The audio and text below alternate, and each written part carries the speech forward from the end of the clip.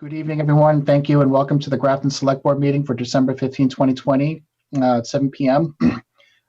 Before we get going, just as a preliminary matter, my name is Peter Carlson. I'll be chair of the Grafton Select Board meeting tonight. Please permit me to confirm that all members and persons anticipated to be on this agenda are present and can hear me. When I please call your name, please respond in the affirmative. Mr. Fazio. Fazio present. Mr. Rofton. I am here. Ms. Roy. Roy here. Mr. Prisby. I think Mr. Prisby said he was going to be running late. He's in another meeting with the Town Administrator Search Committee. And myself, Peter Carlson, present. Tonight, staff members, when I call your name, please answer in the affirmative. Mr. Carter Terenzini, Temporary Town Administrator. Present. Mr. Paul Canoyer. Present.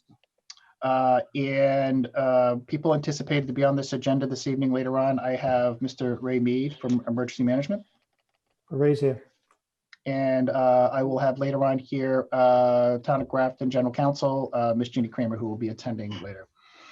Good evening, everybody. And this open meeting of the Town of Grafton Select Board is being conducted remotely, consistent with Governor Baker's executive order of March 12, 2020, due to the current state of emergency in the Commonwealth due to the outbreak of the COVID-19 virus.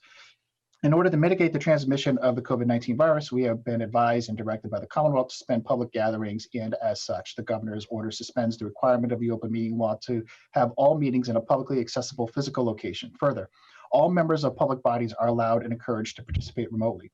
The order, which you can find posted to the town's website at www.grafton-ma.gov, allows public bodies to meet entirely remotely so long as reasonable public access is afforded, so that the public can follow along with the deliberations of the meeting. Ensuring public access does not ensure public participation unless such participation is required by law. This meeting tonight will not feature any public comment or public participation. For this meeting, the Select Board is convening via Zoom meeting as posted at the town website, identifying how the public may join. Please note that this meeting is being recorded and that some attendees are participating via video conference. Accordingly, please be aware that other people may be able to see you and to take care not to screen share your computer. Anything that you broadcast may be captured by the recording. All supporting materials have been provided to members of this body are available at the town's website when final meeting minutes are posted, unless otherwise noted. The public is encouraged to follow along using the posted agenda unless I, the chair, will note otherwise. Just some ground rules tonight. As we return to the first item of the agenda, please allow me to just go over some of the typical things we do. I will introduce each speaker on the agenda this evening, and as they conclude their remarks, I will look for a list of select board members, inviting them to participate, add questions, comments, and or make motions. Please hold your name until it is called. Further, please remember just to mute your computer or phone when you're not speaking, and also please remember to speak clearly in a way that helps generate accurate minutes. For any response, please wait until the chair yield the floor to you before speaking. Finally, any vote that will be taken tonight will be conducted by roll call vote. All right, as we're getting into our agenda here, we have a lot here tonight. I do have some announcements.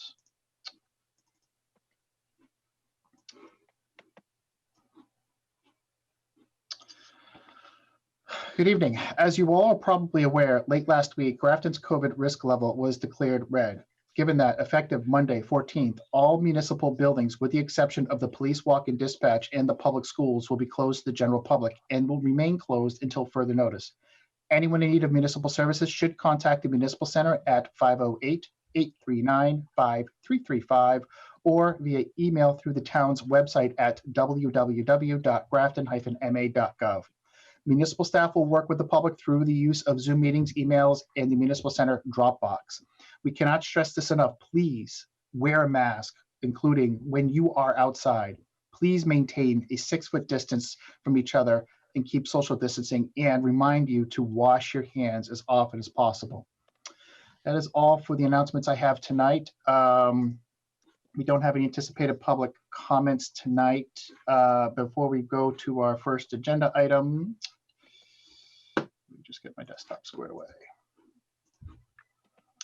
First up tonight is we have an action item for VHB amendment for construction services on Main Street. So we have a couple of items here scheduled A, B, and C, which are all related to the Main Street project in South Grafton. And tonight we have with us Mr. Paul Canoyer and Mr. Carter Terenzini to present and answer any questions. Want me to go, Pete? We'll go ahead, Paul. The floor is yours. All right, so on item A, we had submitted a request for Chapter 90 several months ago that you guys signed. This is the amendment for the construction-related services, VHB, to complete the Main Street project. It also includes an arborist, which was required by the state as part of the TIP program. It's for $95,000, which brings their total contract for that job to $716,000 for the design work and for the construction-related services. We just need a signature on that so they can get the arborist going and just help us along through the bidding process, and then once the construction starts. Any questions on that? Does any board members have any questions? All right, not seeing any. I'll entertain a motion. I move the board vote to authorize the chairman to sign the amendment number 4 for professional services between Vanessa Hagan or VHB and the town of Grafton for the Main Street reconstruction project. Second. I have a motion made and seconded. Any discussion on the motion to sign the amendment? Seeing none, all those by roll call, please. Ms. Roy, Roy, I. Mr. Fazio, Fazio, aye. Mr. Often, Often aye. Peter Carlson, I declare the motion carried. Thank you. Next up, we have action item regarding the PARE contract, or PARE. So it's Power Engineering, and this is actually going to follow up with work. Again, we submitted an application to the state to use Chapter 90 for this. It's for improvements, geometric improvements to the North Main Street, Route 30 East Street intersection. This is, we've been discussing this for several years.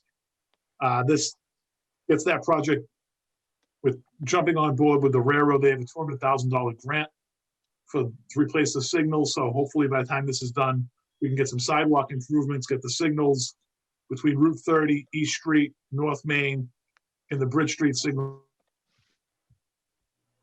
all synchronized. So traffic isn't jammed up on Main Street. So this keeps that project moving forward. It's been a long time getting the signature on this, but we get them started so we can get this out to bid. So potentially get this work done next summer. Any questions for Mr. Canoyer?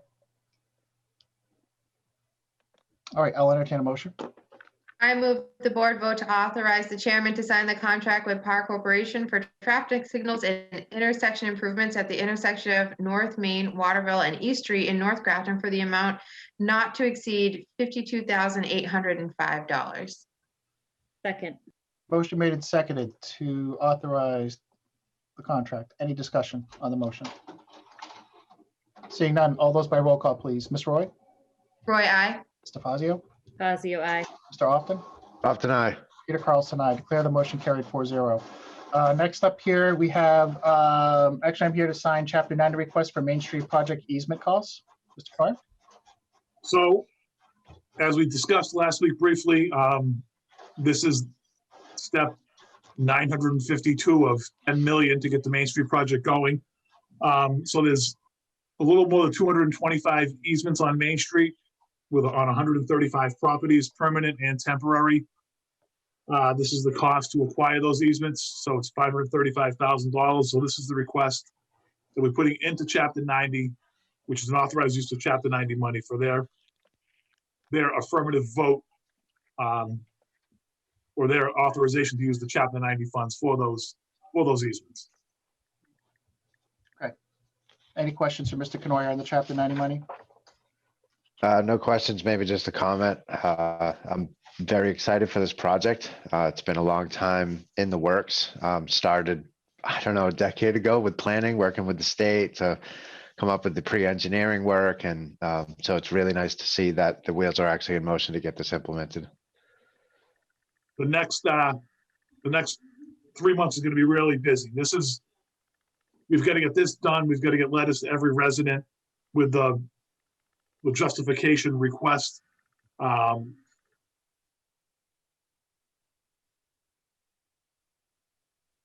So we'll be back several more times before that happens, but I'm excited with you, Matt, to get this off our All table right, for sure. we're with you. And you know, it's a part of Grafton that sorely needs some investment, and it's really exciting to see some significant improvements happening. So, yeah, good stuff. Thank you. Any other comments or questions for Mr. Canoyer? If not, I can entertain a motion. I move the board vote to authorize the chairman to sign the Chapter 90 fund request of $535,000 to cover the Main Street project easement costs. Second. Motion made and seconded. Any discussion on the motion? Seeing none, all those by roll call, please. Ms. Roy, Roy, I. Mr. Fazio, Fazio, I. Mr. Often, Off tonight. Peter Carlson, I declare the motion carried 4-0. Thank you. Next up, we have action item here, authority to shared winter streets. Hi, and Jenny spaces. Carter. We're just about there. Carter, you weren't on mute. I'm sorry. My apologies. I was Okay. trying to get a hold of council. Okay. So next up, we have authority for shared winter street and space grant application. Mr. Canoyer, want to give us a rundown on this as well? Can we just jump to E first, really quick, just because it relates to Main Street as well, and we'll just kind of wrap that whole Main Street thing. Yeah, I can move that. Board doesn't have any objections. Go ahead. So So- we're going to be taking out of order action item E, vote to authorize TA to sign traffic control agreement. So this is just what it says. It's required by the state and the federal government. It's stop signs, it's the preemption device at the fire station. And it's part of the plan, but it needs to be signed by the town. Any questions on this agreement? All right, I'll entertain a motion. I move the board vote to authorize the town administrator to sign the traffic control agreement between the town of Grafton and the Massachusetts Department of Transportation. Second. Motion made and seconded to authorize the TA to sign the traffic control agreement. Any discussion on that motion? Seeing none, all those by roll call, please. Ms. Roy, Roy, I. Mr. Fazio, Fazio, I. Mr. Often, Off tonight. Peter Carlson, I declare the motion carried. Thank you. Mr. Canoyer, did you want to go back up to D then? Certainly. Okay. So after our discussions from last week about sidewalks, Chris McGoldrick, Brian and I did a little bit of, did some research, and there's a $300,000 grant that Carter had forwarded to us a few weeks back. Shared winter streets spaces. It may be a stretch to try and get it for sidewalks. It's to really improve downtown areas or just exactly what the grant says, just for shared spaces. So we looked at Milford Road just as an area where we know there's we're missing some connections, and there's some fairly easy spots to put a sidewalk in up there. So we'd like to apply for the $300,000 grant. There's no, I forwarded you the cost, Peter, of that. I mean, there's no way of doing the whole street. Brian's estimate with drainage and everything else is almost $2 million to go the 1.1 mile from the Providence Road to Buttercup Lane. And then there's there's drainage work, there's some utility issues. But if we could get a few thousand feet in the middle of it to connect the two Pulte developments down to Taft Mill, so Seaver Farm Road and Bay Farm Road, if we can get that stretch done, there's already drainage there, there's curbs there. It would be a good use of, if we get the grant, we'd like to do that. So we'd like to have you guys authorize for Carter to sign the grant application so we can submit it. It's got to be done before the end of the fiscal year or the calendar year. So hopefully we can, if we get the $300,000 and then get that small section done, if we need to supplement it with some of the roads money or Chapter 90 money. try and get that small area done. Thank you, Mr. Canoyer. Is there any questions or comments on this grant application? Mr. Fazio? Thanks, Mr. Chair. Through you to Mr. Knoyer. So if the grant application states that it's used for a downtown area, do you think it makes more sense to maybe do a smaller portion of road and more what would be considered a downtown area? Or I don't want to miss the opportunity of getting $300,000 if Milford Road might not be the best location for that grant. I totally understand what you're saying. I think that connecting those neighborhoods is something that needs to be prioritized. But for this grant, in your opinion, do you think there's a better chance if we chose another location? My only thought is not, without, we have pretty accurate surveys up there. The right of way's fairly large. There's not a lot of utilities. There's not a lot of driveways in that area. So it would make it has to be done in a pretty quick time frame as well. It needs to be done before May 31st. If you get the grant, the project has to be completed by then.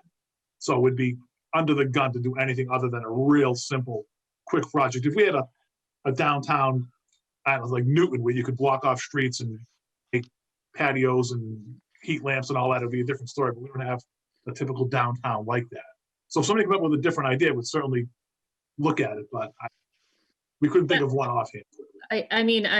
I appreciate you and Brian even looking into a grant. And it sounds like we only have a very short window to even apply for it. So if there's not a second choice on the table, I say we go with it and do the best we can. But if there is something else open for consideration that might be a more suitable fit for the grant award, then we can change it.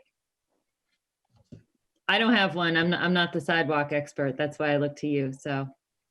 No, and if we don't get this for some reason, there is another opportunity. They're doing them every month. It's just Right. for us to get this one, we need to be, have it in before January to get the award by February. And then Okay. there's another one if we get rejected, we can submit something else in February to be done. Great. Okay. All right. Well, thank you for these efforts. Thank you. Any other questions? Ms. Roy? I just have a quick question. What's an example of shared space besides a sidewalk? Bike lanes, little picnic areas, parks. Let's say, for example, use the Grafton Inn. If we were to close off that little street in front of the Grafton Inn, so there's a green space, and this just closing off roads like they do with Newbury Street in Boston for the summer, and in the north end of Boston they close roads. That's really what's for. I didn't read too much with everything else going on. I just focused on what we could potentially get, and that was the thing that jumped out at us. Okay. Any other questions? Comments? All right, and this is just the authority to actually apply for the grant tonight, Mr. Knoyer. So that's all this is doing. Is there any matching monies that the town has to be aware of if they were to be awarded this grant? There's no matching money. It's just if we get the $300,000, we put the thing out, it comes in at 410. We need to be willing to pony up the 110,000, which we have. We didn't with the roads program for last year. We did really well. We got a decent amount. We negotiated a decent settlement with National Grid for Waterville Street, private developer, and we had the sewer grant through the Mass Works program. So we have a few $100,000 left from last year's roads program that we could certainly use towards this with your authorization down the road. Okay, thank you. Appreciate that. All right, if there's any other questions, thank you for answering that. I can entertain a motion. I move to authorize the town administrator to submit an application for a grant under the Shared Winter Streets and Spaces Grant Program in an amount not to exceed $300,000 and to execute any and all documents related thereto. Second. I have a motion made and seconded to authorize the town administrator to submit for application for grant. Any discussions on that motion? Seeing none, all those by roll call, please. Ms. Roy, Roy, aye. Mr. Fazio, Fazio, aye. Mr. Often, Off tonight. Peter Carlson, I declare the motion carried 4-0. Thank you. I think, is that all we have for you tonight, Mr. Knoyer? It is, Peter. Can I just add one more follow-up from last week's discussion of the Millbury Street sidewalk before I hang up. Yes, please, that would be fine. Thank you. So Tony LeMay sent me his contact, an email that he had from a year ago. And I reached out to everyone on that email chain, got a response back from one person who sent me to another person in the state. So we asked, the project is still on. So the grant was awarded in 2019. It's part of a 5-year program. So the good news is that it's still moving forward. The bad news is the people that Doreen and Ed see walking to school every day in the road are going to be in high school before the sidewalk gets in. Well, the sidewalk isn't scheduled to be done until 2023. It's a 5-year plan. We're at the bottom of, not the bottom of the list, but pretty close to the bottom of the list. It's 2,560 feet roughly from Blanchard Road to the school, and then 800 feet up Crosby Road to Cortland. So it's about a $500,000 job. And so it's 2023 is when they have it scheduled to go. So it's still there. It's just, nothing's been done since that 2019 meeting because we're not up until 2023. So. Thank you for that update. Before you go, Mr. Canoyer, Mr. Terenzini, did you have a question when Mr. Canoyer is still here? No, I just wanted to speak to Ms. DeFazia's question, and that this is a bit of a stretch, frankly. But Chris McGoldrick, having seen what has been approved, thought that it was worth the staff effort to try to secure these monies. But I do want to sort of temper our hopes here a bit, and appreciate the staff trying to be as creative as possible. Thank you. All right. Before we move on, Mr. Canoyer, thank you. Does anyone have any questions for Mr. Canoyer with regards to that update that he just gave us? No. Okay. Thank you. Have a great night. Appreciate Thanks, everything. Thanks, Snow. Yep. Take care. Be safe out there. Thank you. Thanks, Paul. All right. So next on our agenda tonight, we have Mr. Ray Mead here to discuss vote to sign contract with state for emergency management grant. Mr. Mead, do you want to give an update onto this as to what this is about, what you're asking for tonight? Yeah, this Can is I a, interrupt really quickly? I apologize. I'm just looking at the attendees, and we have somebody in the attendance who've named themselves Zoom Bomb, and I don't know if we want to address that. 1 second, Mr. Mead, while I address this. So this is a webinar, so it's really open to anybody to come in. And I have no intention of bringing anybody in here as a panelist named Zoom Bomb. So, I mean, if at this point in time, I don't see a reason to do anything about it. Is there a concern that I should be aware of?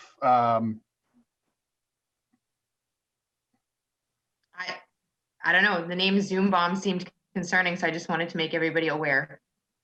Okay, appreciate it. I see it. Yep, thank you. All right. Okay, thank you, Mr. Roy. Mr. Mead, if you would continue with the state for emergency management grant, please. Thank you. yes, this is an EMPG grant that we apply for every year, that we get every year. It's just under $5,000. The board needs to sign the contract to have the state issue the grant to us.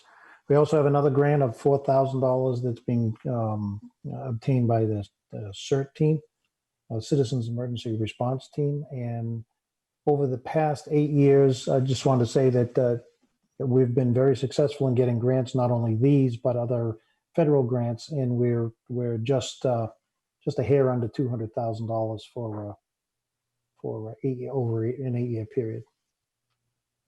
Great, thank you, Mr. Mead. Is there any questions from Mr. Mead with regards to the grant in front of us tonight?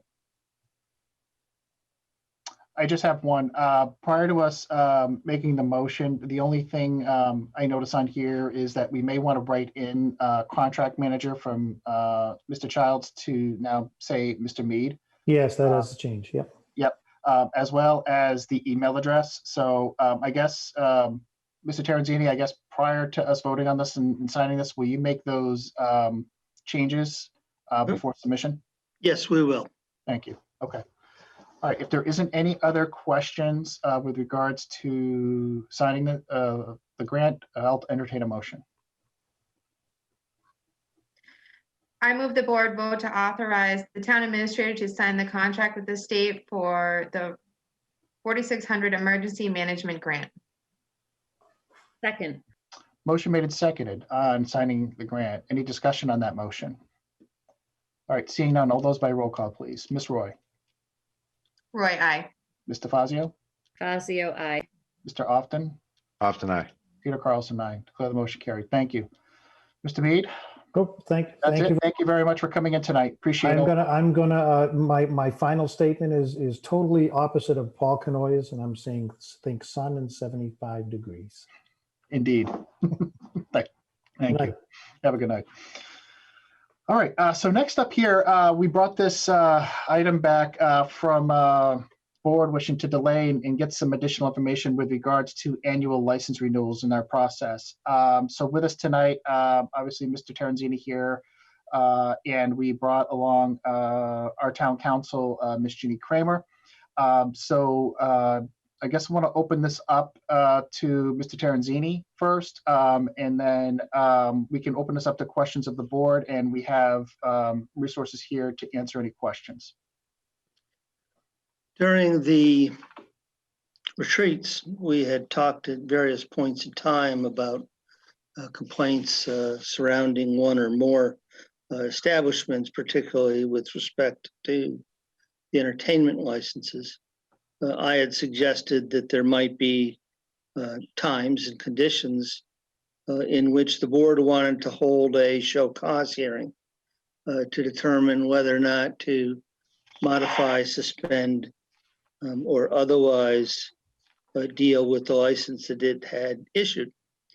I think that this issue, at the time, the board spoke in a measured term, suggested that we wait until such an incident arose. And now we are here at annual renewal time. And I know you had lengthy discussions both amongst yourselves at these board meetings and with the Board of Health. The main concern that I have is, frankly, in particular respect to the entertainment license, the licenses that are granted are to some degree not granted with any great specificity, and therefore could be a challenge to have a show cause hearing. So we had laid out a inquiry to council as to whether or not you might be able to extend them on some short-term basis that would then require all license holders to come back in and make a more formal application with a set of guidelines that the board drafted that would put you in a better position down the line. You have Ms. Kramer's opinion on that, and you have my subsequent challenge to her to get the creative juices flowing as to how to get such a thing done. And I would leave it there and turn it over to Ms. Kramer, I think, Mr. Chairman. Thank you. Mr. Good evening, Ms. Kramer. How are you? I think you're on mute still. I try to live my life on mute, it's better that way. Unfortunately, I don't really see how you can issue a license for less than 1 year. There's no, the statute makes it an annual license that once issued expires on December 31st unless it is revoked or suspended. So I think that the best route would be to condition the license on compliance with all COVID orders, perhaps all licenses. I don't know how many there are. I don't know. I don't really have a grounding in the facts of the issues, except for with respect to the cease and desist order that I know exists concerning Reunion. I don't know if there are other entertainment licenses and if there are other concerns that the board has. But, certainly, I think that a cease and desist order from the state for failure to conform to state orders is fair game for consideration when the board is looking at renewal of any given entertainment license. But I'm not sure that's a basis for denial. I mean, obviously, and again, we're in a totally new legal landscape where I was unable to find any town council or city solicitor who has encountered this issue specifically. So, but I think it would certainly be a fair condition of the license that any licensee remain in compliance at all times with all state orders relating to COVID. I mean, we don't know how this is going to roll out this winter. Already there are some new state orders that are, stepping back from the opening orders that happened over the summer. And therefore, I think it's something that you can consider. But I don't think that it's possible for the board to issue a license for the period of 4 months with the requirement that applicants come back before you in April or May. So, you basically, and I laid it out in the materials that I sent to you, I believe it's a 45-day period under the statute to either allow it or deny it. You can request that they come in for a hearing if you have questions for them. But other than that process, if that's not enough time to come in to figure out a new process, and that's why I provided you with other towns' license applications that require more information than Grafton's currently does, as well as other towns or cities. Mostly, it's the cities who have policies because they issue a whole bunch of these. It's not. And therefore the process is a little more complicated. You're allowed to have regulations, you're allowed to adopt a policy. And I understand that 45 days is not, especially when we're starting from the middle of December, is not really a long period. But, that's as much as I was able to discover on this since late last week. So if you have any questions or any avenues you'd like me to look into, I'm obviously happy to do that. But at this time, I don't think it's a viable option to say you get a license for 4 months. Thank you. Ms. DeFazio.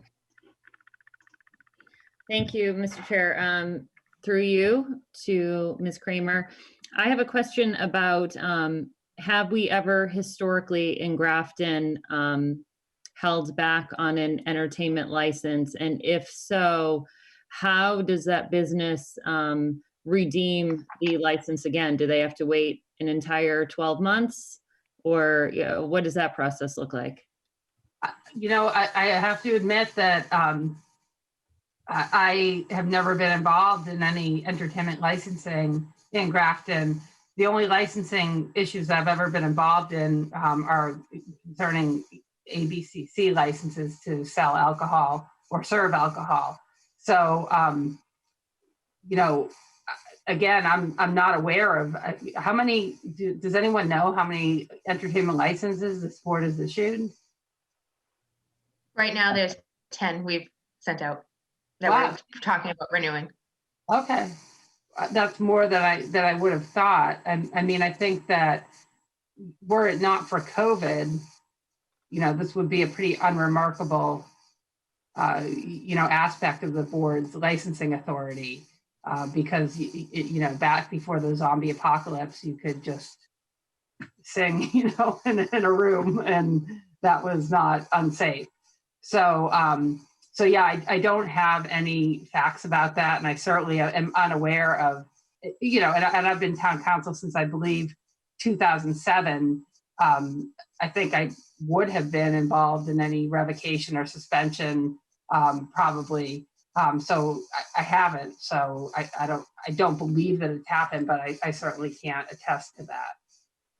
Okay, I think that would be important information to have. I mean, if we are going to make a decision as a board to restrict licensing too, it would be helpful to know the repercussions for the business owner and whether or not that was like I said, 12 months before they get it back, or what actually the procedure is into getting it back. Sure, yeah. I mean, it has not happened in Grafton, but, and the statute doesn't lay out an exact procedure, but, allows for suspension or revocation. I'm guessing, depending on the, the infraction that the board is concerned about. I mean, from reading the statute, it seems pretty clear that this may have been one of the so-called Massachusetts blue laws that, were, aimed at moral crimes, because there's a whole, and I didn't put this in because it's not relevant to this issue, but a whole paragraph relative to exposure of various, body parts that, could cause revocation of a license. And it seems it's really aimed at nudity and other things that this board is not concerned with. So it's it appears to be, and I don't know when that statute was passed, but it appears to be, a rather old statute that was passed with concern for nude dancing and other things. So, it was not passed with any kind of concern about respiratory particles being deposited on patrons. So, so it's kind of not tailored so well to this particular situation, but, I'm sure there's a wealth of knowledge in, the city of Boston, although they have kind of their own separate laws, but other cities relative to revocation or suspension of licenses. But those are all the cases I could find are surrounding noise violations and, rowdy patrons and people gathering outside trying to get in to see a particular band and, resulting public drunkenness and, noise for the neighborhood and stuff like that. So it's just, there wasn't anything applicable that I have found so far that would be, apply to a COVID concern. Mr. Terenzini, did you have a follow-up to that? Thank you, Mr. Chairman. First, with respect to prior revocations, Ms. Hyde, who handles all of these licenses, has been with the town of Grafton 16 plus or minus years now, and knows of no suspensions or denial of entertainment licenses. Through you, Mr. Chairman, to council, I wonder if I might pose a question. Sure, Mr. Terenzini, go ahead. One of the issues becomes that the entertainment license for one of the establishments that was granted at a time that it operated fully inside the building, within the walls. And then when the ABCC issued the emergency order authorizing the expansion into patio space, if you will, took it as an assumed extension that it could also take the entertainment license that had been used within the four walls outside to that patio area. And if that's a misrepresentation of anything that's happened here, please, the board members all have much better local knowledge than I have. Is that a reasonable assumption for the license holder to have made, that just because the liquor license was extended to the exterior as an emergency order, they could therefore take it upon themselves to extend the entertainment license simultaneously? Well, I haven't seen the license application or the license that was issued, but unless it was limited to, either, by incorporation of the application, which stated entertainment will happen only indoors, or the actual license, which, had that requirement. I think it's a gray area. In other words, if they're not the same license. They're a completely separate license. The ABCC license is a total separate statute issued by the Board of Selectmen, and with that's a partnership between the state and the board, whereas the entertainment license is a different statute issued only by the board. But if the application is for the entertainment license was essentially, we're going to have entertainment, we're applying to have an entertainment license at this premises, and the board issued that license, then the question will be, well, what is the premises? I mean, now, before it was indoor only, a lot of businesses, obviously due to, COVID, have opened outdoor spaces that they never would have had. I mean, some in cities on sidewalks that they don't even own. And, so therefore, I think under the pandemic circumstances, it was, I could see it being, unless, again, the license or the application was limited, stated indoor entertainment only, I do think it would be a reasonable assumption that if the entertainment is going to happen on the premises and then later the premises is expanded to incorporate a patio and the ABCC says, you can serve outside, I don't think it would be unreasonable to assume that the license also for entertainment could also occur outside. And I think, however, that there were specific state restrictions in the phased reopening plan that would have allowed outdoor service of food and beverages, but not necessarily entertainment. So, that's with the caveat that you still have to follow state orders, which, I don't, other than the one cease and desist that I saw, I'm unaware of, whether various holders of licenses violated or are in compliance with state orders. Thank you. Does anyone else have any questions for Ms. Kramer? Ms. Roy?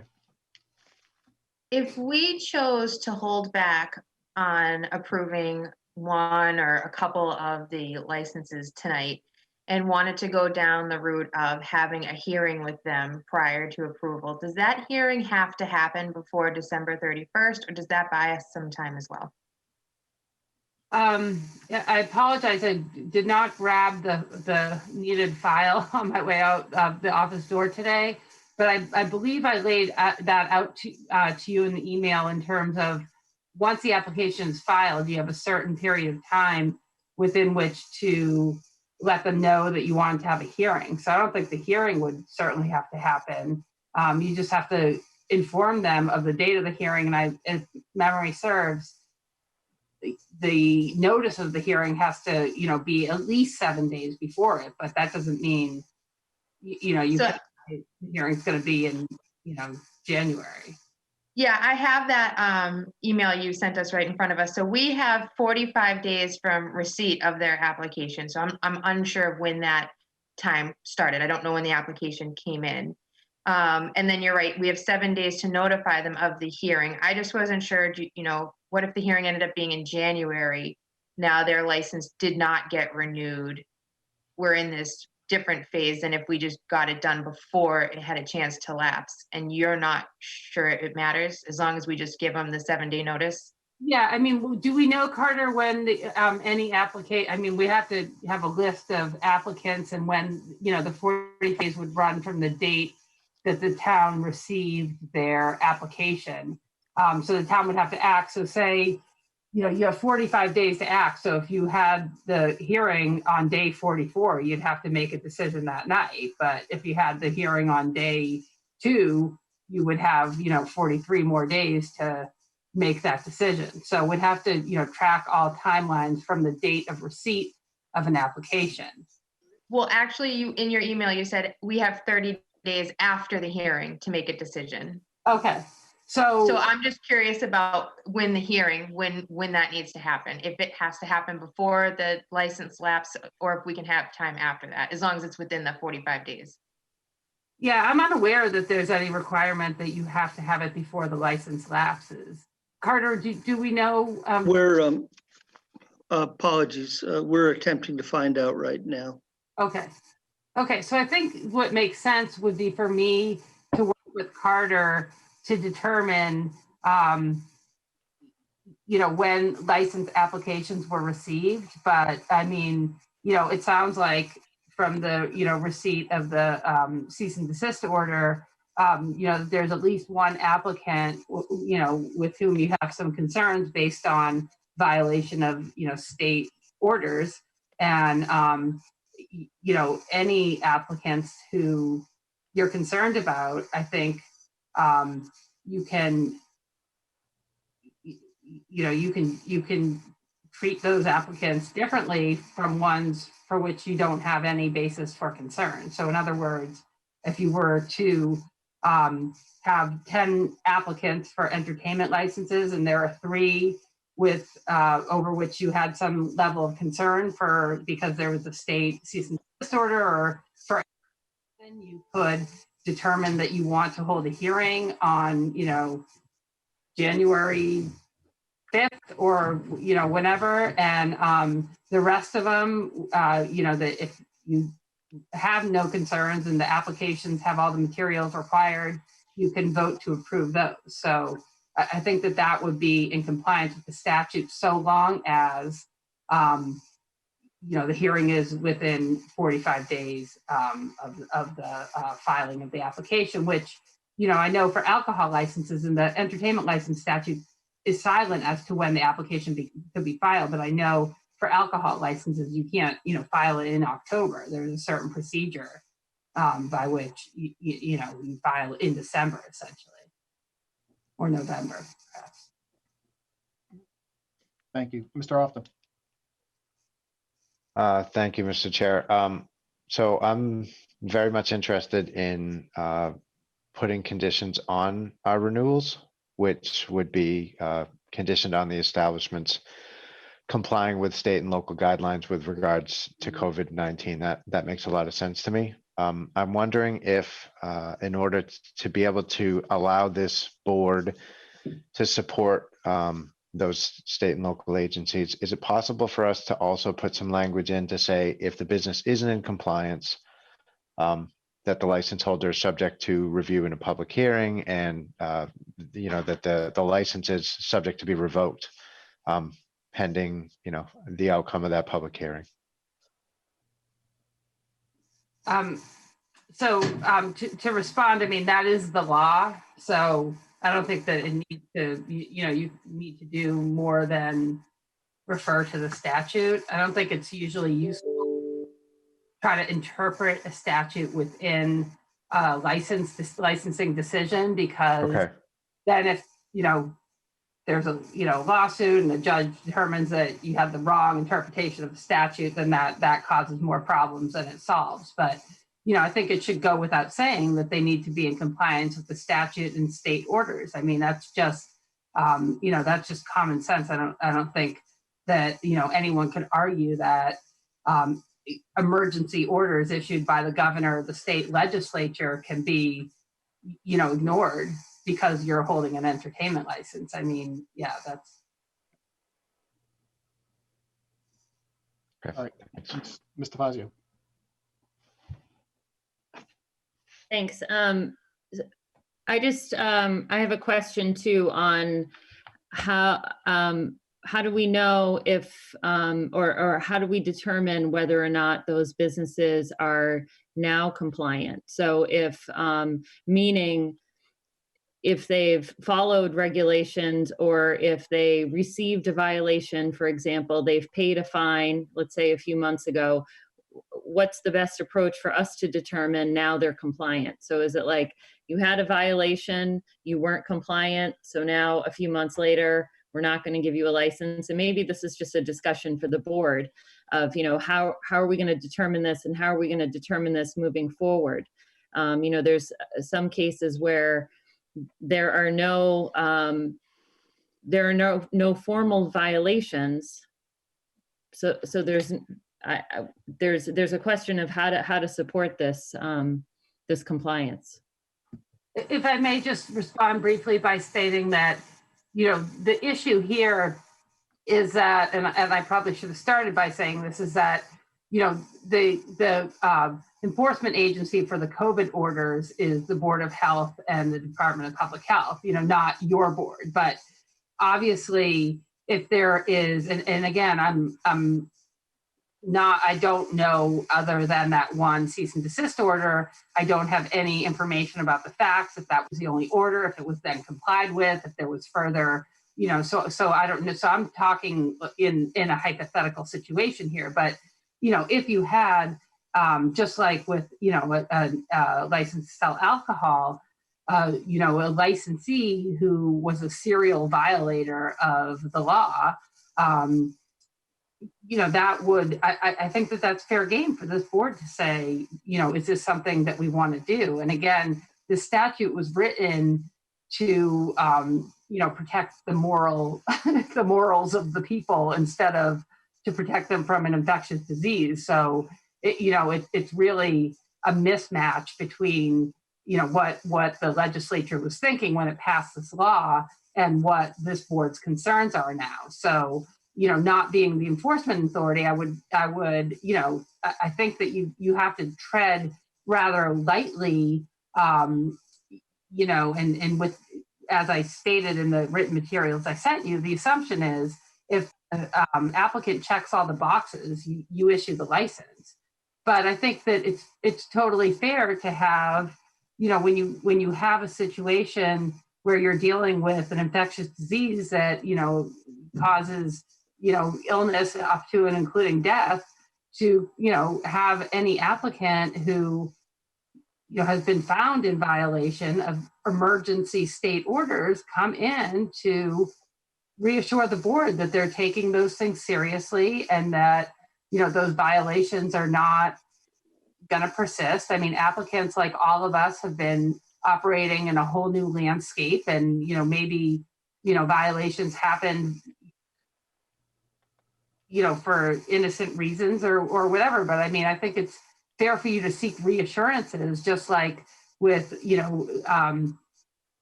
ABCC licenses. When applicants get caught selling to minors, you can call them in and find out what went wrong and what they're doing to prevent that from happening again before you sign your name on a license.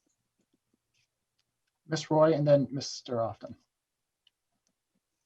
So I was gonna respond to Mr. Fazio saying, how would the board like to handle it? And one way I would like to see handling it, of the 10, there's 2 that received complaints when it came to entertainment related issues. 1 escalated to the point of getting cease and desist. I would like to have those either 1 or 2 establishments come in and do the hearing with us so that we can touch base and see, where are you in the process? Are you now complying? Do you need help complying? And, go that way, and not necessarily rope in all of the 10, approve the 8 or 9 tonight and have the hearing for the 1 or 2 that seem to be warranting a hearing. Mr. Often. Yeah, I would agree with that approach. I certainly don't want to penalize any of the businesses where we haven't had any complaints or concerns forwarded by, the chief of police or the Board of Health or anybody else. So I'd like to just move forward with going ahead and approving them.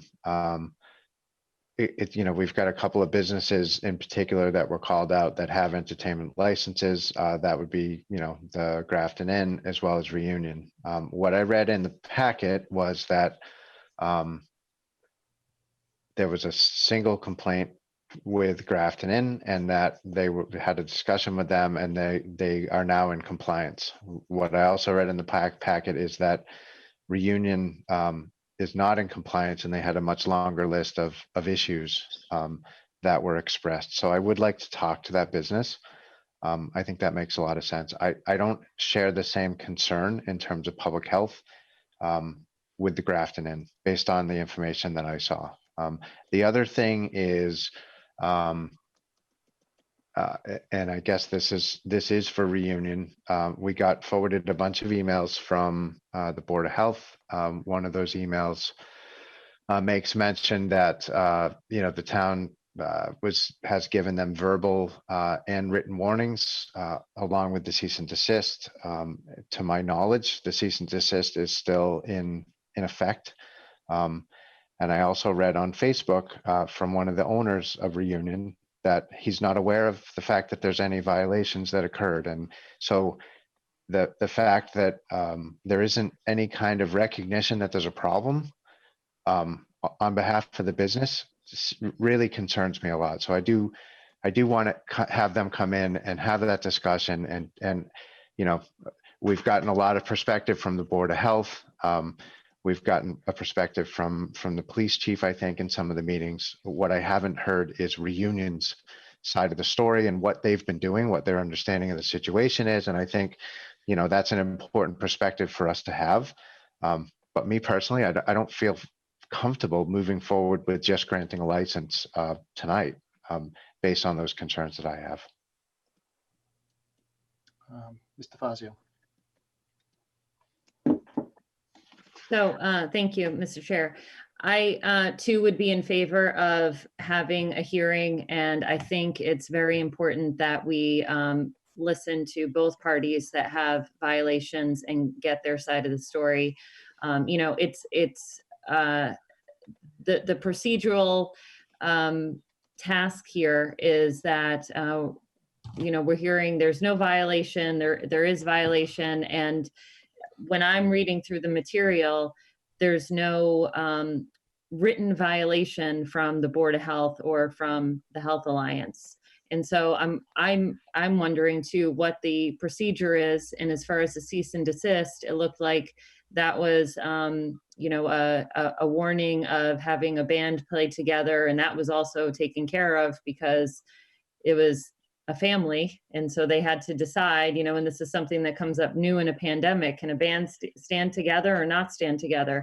So I think it's important to hear out the business owners and what they're doing, and if there are actual written violations, because there doesn't seem to be. There seems to be an issue of complaints, but no violations, like no fees or anything like that. I know we had one New Fancy Pizza had a $300 fine, you know, so I'm wondering if you have a list of violations, where are the fines for those? And my other concern would be I'm okay with holding off and having a hearing for both of these, but I also want to make sure, and we spoke about this already, that we do this in a window of time that bears the opportunity for these businesses in town to receive these licenses if the board sees fit. I'm a person who takes this pandemic very seriously. I have, you know, autoimmune people in my immediate family that I have to take care of. This is no joke to me, but at the same time, I also understand that, you know, we as a board are doing our best to support businesses. And I like what Ms. Roy said about, you know, like, how can we support these businesses during this pandemic time too? How can we, you know, we don't want to just assume that they're doing everything wrong. If we're going to be calling them in for violations, we also have to be willing to support them. So that's my 2 cents. I think that it would be a real shame for businesses, restaurants in town that are running at, you know, 10, 20% capacity, barely staying open right now, if we're not going to grant them a entertainment license on violations that were already fixed. I am opposed to that. Before you go, Mr. Terenzini, I do have one question. You know, I keep hearing, you know, some claims, and obviously the people who are claiming one thing aren't here. But Ms. Kramer, a question to you. You know, what constitutes a violation? Is a verbal warning a response to a violation, or do people just issue verbal warnings because they just feel like waking up one day and saying, I'm going to give you a verbal warning? Well, you know, with respect to state COVID orders, they're pretty specific as to what's allowed and, you know, and what's required in order for certain activities to take place based on where the town of Grafton falls within the phased reopening plans. But with respect to what constitutes a violation of the entertainment license, that's all a matter of local licensing and the requirements that you have. So what I think Mr. Terenzini, I think what he was thinking about and what I tried to respond to was, let's have, ask more questions on the application. Ask like, what are you doing and where? What is the location? Types of entertainment? To have more information, because when you just say, hey, I want an entertainment license, here's $100, and the board's like, here's your entertainment license. There's no rules for what is inbounds or out of bounds. So, again, hopefully COVID is going to be in the rear view at some point, but, at least for the time being, it seems worth thinking through, the questions that you want to ask. And it's not necessarily you want to duplicate the effort of the state public health agencies that are, determining based on, public health expertise, how far away people have to stand and, what the,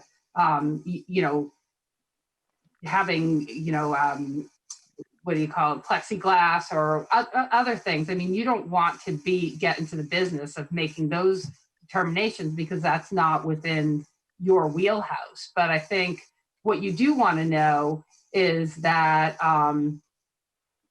licensees are going to be compliant with any state orders that are applicable to them. And, that if they're not, that, there are going to be consequences in terms of their entertainment license. So I don't know if I got the answer or not. I appreciate that explanation, but I guess what constitutes a verbal warning? Is there, what sets off a verbal warning? Or in this case, what basically sets off a cease and desist? Is it because there's some violation of something? I know it doesn't have anything to do with the entertainment license, Yeah. but is the issue it's here? And is it true that under our licensure and what you had sent to us in in your opinion on the state statutes on this, is that health and human safety are reasonable concerns that the board may consider when issuing or giving criteria for any license? Correct. That is contained within the statute concerning entertainment licenses. So I guess from what I'm hearing from my members about putting in criteria, bringing in businesses, and moving forward, I think there's two. In my opinion, I see there's two tracks that we're going down. One is we're talking to some businesses that have had a history of repeated issues or concerns that I would dare say fall around health and human safety. The second track, which doesn't really apply to any one specific business, is about, to your point, Ms. Kramer, that our license application, and when people, to your point, submit for an entertainment license, there is no criteria, right? There is no saying like, I get this, that you were outside in a tent in a closed area and you were performing, we're going to call it live music, okay? And then after the fact, you were performing outside again with no tent or any patrons out in that area, and you're having live music. But there's nothing really in our license that says, hey, you really can't do that. Is that? I mean, am I getting to the point where it sounds like there's two tracks that we're kind of heading down? Ms. Kramer, just from what you're hearing from us. yeah, I would agree with that. I mean, I think that your license application could request additional information that, like, application for, a special permit or anything, you're bound by what you apply for. And if you say the stage is going to be inside next to the bar and we're going to perform, live entertainment, which is going to be music with 4 or fewer musicians, then, if there are 20 people and they're out on a deck in another location, it's not what you represented to the board you were going to do. So, so having an application that asks the applicant to tell you exactly what they are seeking to have you allow, and then when they go outside the bounds of that, there's an issue.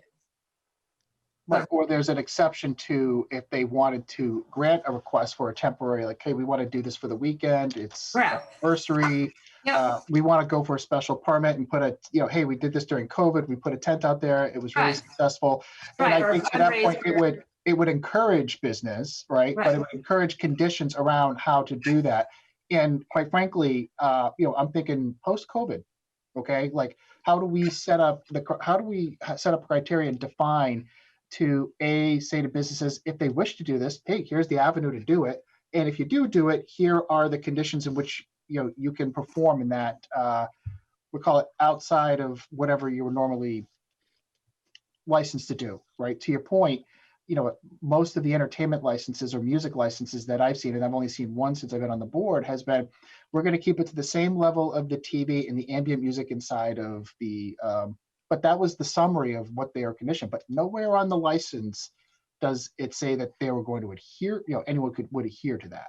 That's, and I think that, before I know, Ms. Roy, you had your hand up, but I mean, that's kind of where I'm seeing this going tonight, but thank you. Thank you for answering my questions. Mr. Terenzini, did you want to follow up before I go to Ms. Roy? You had your hand up. Two things. I just want to suggest that if the action of the board is to hold the entertainment licenses, that it view very carefully the discussion of that entertainment license in terms of what it would see as violations of that entertainment license. So I don't think that you can hold up a cease and desist with respect to the violation of another license, alcohol or a food licensure, that type. I think you need to keep it narrow and focused. Secondly is, you haven't seen any fines or anything you don't have a noise ordinance. There are no fines. It's basically police chief goes up, they either observe noise or they don't. They maybe say, can you tone it down a little bit? And after that, it's really truly up to the select board to act under its licensure.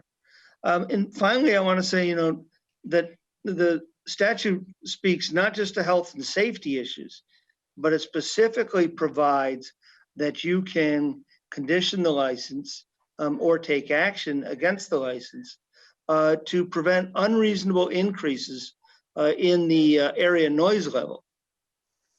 And the statute continues on, whether from the activity or people leaving the premises.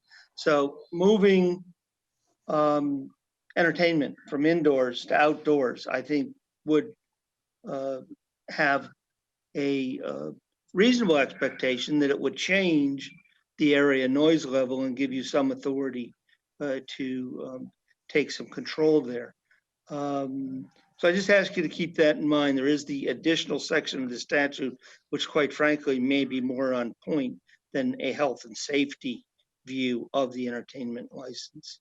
And if I'm off base there at all, I would ask Ms. Kramer to please weigh in. No, I totally agree. And again, I don't know what the issues are that have been encountered. I didn't know that noise had been a concern, but absolutely. I mean, if you issue an entertainment license for entertainment to take place inside and, in a place that has, neighboring, especially residences, but, any neighboring, any abutters, and all of a sudden they hold, a fundraiser in the parking lot with loudspeakers, blasting. I mean, that's a completely different, public harm. So I guess I just focused on COVID based on an assumption that was the issue because of the cease and desist order that I saw. But that's certainly not, health and safety is certainly not the only trigger for this board to, take some action against the licensee who's going beyond the terms of the license that you issued. Ms. Roy, I'm sorry. I know you had your hand up a little while ago. Thank you for being patient. Okay, so I have a question I wanted to pose to the board. It does seem that we are interested in having at least one or two establishments in to have a hearing prior to renewing their license. That being said, before I have a motion I'm prepared to read. but I just want to know how everybody's viewing it. Are we viewing a written warning that was then turned around and everybody is complying now the same as a cease and desist, which is still in effect?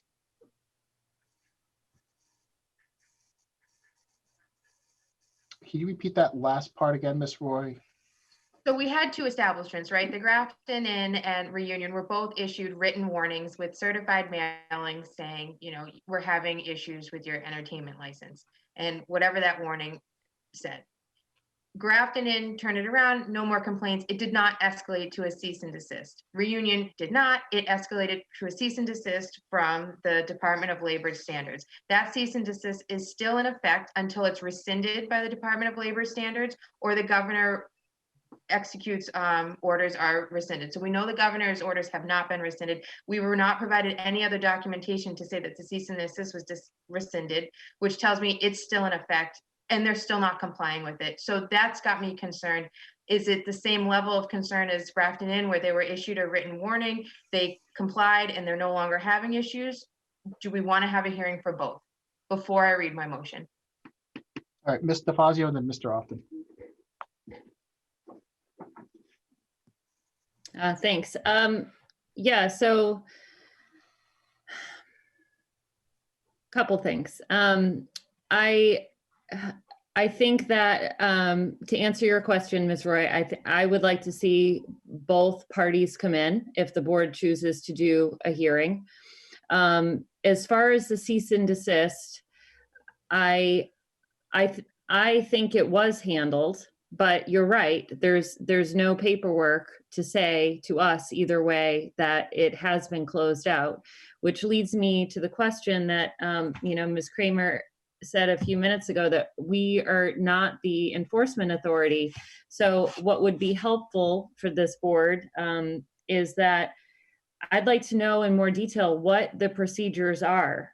So like, what is the violation? Let's say the cease and desist. What is the fine? And then what are the dates? And what is the follow-up?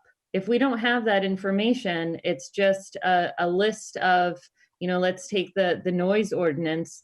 So, I mean, I live a quarter mile from the Common. I can hear the Grafton Inn playing music. I'm not complaining because I happen to like it. But if you live in a commercial zone and you're a person that's calling for, a restaurant playing outdoor music, which they're forced to play outdoor music during the pandemic, they're not allowed to play indoors. And so you have one person, and every time the police is called, they have to show up. They have no choice but to show up.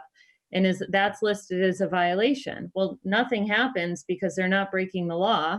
They're in a commercial zone playing outdoor music during COVID. So I feel like there's a lot of information that we need to get from one, the appointed authority, which is the Board of Health, the state, or the Health Alliance, and two, I absolutely believe that we need to have these business owners in here to discuss in more detail to make a valid decision. Who is next? Mr. Often, you had your hand up. Thank you. Thanks. Yeah, I'm basing my information on what we got in the packet. And there's actually 3 businesses that are up for entertainment licenses. So that are in discussion in terms of they've had complaints and site visits that have arisen from those complaints. So there's Reunion, there's Grafton Inn, there's also the Townhouse Tavern. What I'm reading in the packet is that the Inn and the Townhouse Tavern, they did site visits, had discussions with the owners, and that they were in compliance. So that's what I was reading. To me, that's a different circumstance than what I was reading with regards to Reunion, where I'm not sure who asked the question about, I think it was you, Pete. There's a very prescribed process that the Board of Health and the Health Alliance go through when they get complaints. And they clearly had been following the state guidance with regards to how to do that enforcement action. So it started with education.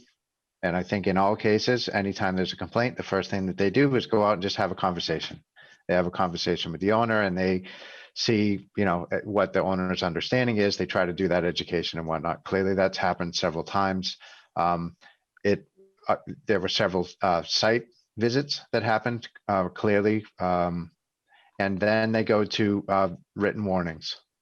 And then if those written warnings are unsuccessful, then they move on to cease and desists, which are followed by fines.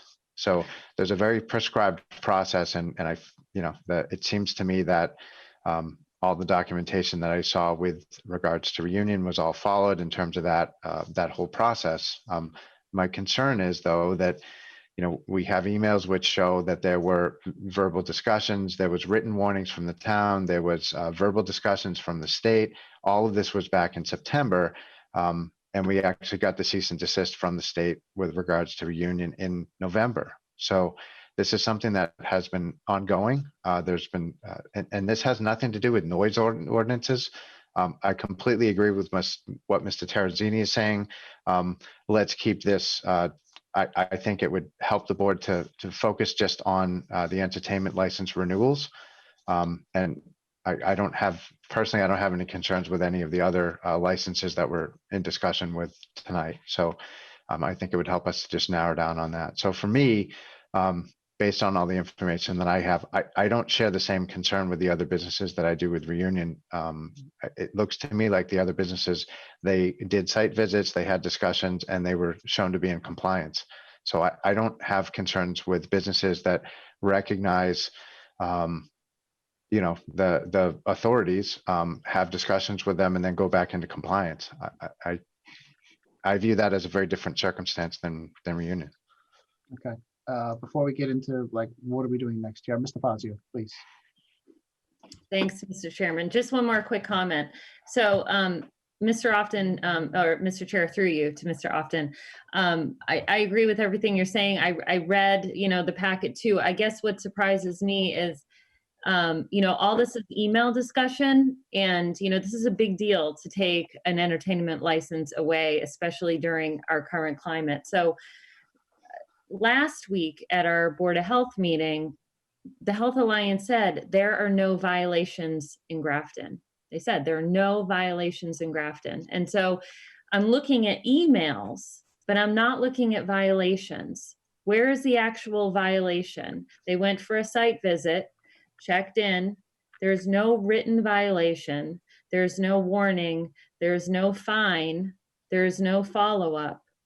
So that's the information that I think we as a board need in order to make this decision, and or calling the business, calling Reunion in to ask the question, show us your fine, showing us what you're doing.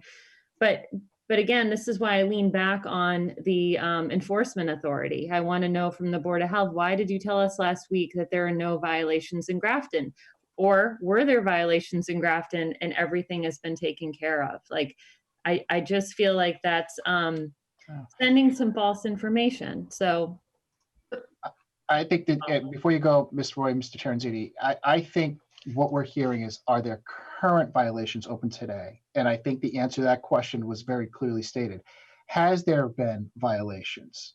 That was answered last Wednesday. And then, were there issues with repeat violations or problematic issues with certain businesses around a same common theme with violations? And we heard from the Board of Health, yes, there was. So, I asked the question earlier, what constitutes giving a verbal warning? Do you just give a verbal warning for not violating something? I don't think so. I think you give a verbal warning to an organization that has done something that is in violation. Same thing with a cease and desist. I think those are very clear and define things that say that there is a violation of something with regards to utilizing a live music license that we issue. I just want to make sure we're clear on that, okay? Like if you ask them today, are there any open or current violations today? They're gonna probably say no, but tomorrow's a whole nother day, okay? Mr. Terenzini, did you want to go into Ms. Roy? Well, Mr. Chairman, we're talking quite a bit about past violations, almost in terms of a show cause. Let's say these had happened in the middle of the year, and I'm wondering if there's a different lens to view this through. more of a perspective lens. For the board to issue a letter to the three that are in question, saying something along the lines of you had under consideration their application, and note that throughout the course of the year, there had been some noise complaints, and that you have held their licenses in order to hold a hearing to determine rules and guidelines that you would impose in order to, and then you could actually quote out of the statute, prevent unreasonable increases in the area noise level, whether from the activity or people leaving the premises. You could quote the other section as well, and then it would be more of a discussion, more of a collaborative approach. Then you could impose those regulations and guidelines upon the license that you thought were reasonable given the situations. And that would then give you a little bit more structured entertainment license, whereupon if there were future violations, you'd be in a much better position to issue that show cause notice. So I just put out there as a possible approach to kind of moving forward. All right, thank you. Ms. Roy? I'm prepared to make a motion if that's okay. If any other board members have anything else that they wanted to add, we can consider Ms. Roy's actions. Go ahead, Ms. Roy. I move the board vote to approve sending written notice to Reunion Tap and Table of an upcoming hearing to discuss their application for music entertainment license. I have a motion. Do I have a second? I'll second that so we can discuss it. Thank you. Motion made and seconded on sending a notice to have a public hearing with Reunion Tap and Table. So Mr. this is Tarantino? not going to rescind their license by any means. This is just saying we want to talk to you before we renew it, just so Okay. we're all clear. Before you go, Mr. Terenzini, you had your hand up, then Mr. Fazio. No, my question has been, Okay. suggestion has been resolved, Mr. Chairman. Thank you. Mr. Fazio. I'm in favor of this motion. I would just like to try to add a date to it if possible, so we don't have too much time go by. And based on the discussion earlier with Ms. Kramer, you know, just because we're not sure if the licenses expire at the end of the year. You know, I know we have the 45 days, but I'd like to try to do it sooner than later. I know we're not meeting till early January, which I think is fair, seeing that there's, you know, they'll have their license until the end of the year. But I would like to maybe put it on at the next meeting or schedule a separate public hearing sooner than later. All right, I'll take that into consideration. I'll work with the office and ascertain all the dates and stuff and make sure that we have it in a timely manner and we're in compliance. Is there any other discussions or questions with regards to the motion? Mr. Fazio? Sorry, Mr. Chairman. Can we add it to the motion, please? I'd like to put a date on the motion so we have it. Okay, so let's say we don't have it on the date, Mr. Fazio. We add that to the motion because let's say, I don't know, public emergency happens and we couldn't meet. What happens? I would prefer just to not add that to the date, in my opinion. Let us work through this and come up with a date that's reasonable, that's sooner rather than later. Personally, I would say I would like to have something in or done on or before December 31st. Obviously, not want a meeting on December 31st, but some date that is agreeable to everyone before that. Fair Any enough. other discussion? Thank you. Any other discussion? Mr. Chair, is it possible to just put it on our agenda for the first meeting in January? I'll consider that. There's also consideration that I want to look at the avenue of having it before the end of the year, if that's reasonable, just for a single item, but I'll consider that. Thank you. Any other discussion? Ms. Roy? Yeah, I understand the imperativeness of getting this done, but at the same time, the entertainment license can't be used even if it was approved for anybody else that gets approved tonight. So while the rush is appreciated, it's kind of moot at the same time. Mr. Fazio? It's my understanding that the entertainment license also affects the like indoor music, TVs and everything like this. So it's not just live bands playing. I think it has a list. So that's kind of my one of my concerns about the time frame. Let me double check that for the board. And I can get back to you. Let's take a look here.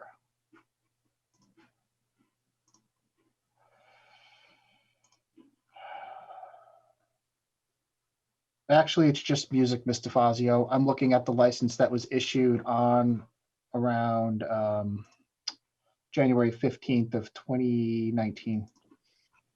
If people would like to see it, I'd be more than happy to share it. So it just restricts live music. Music, that's it. And trivia, I believe. Like I'm sorry, but there's only a license for music that is selected in this application that we approved on the 15th back in 2019. Any other discussion on the motion?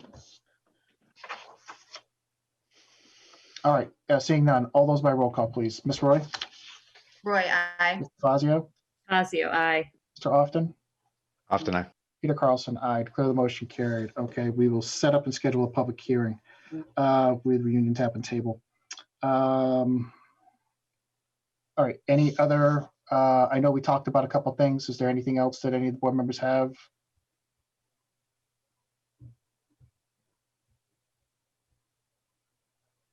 So before us tonight, though, we do have a list of businesses in Grafton that are anticipating a renewal.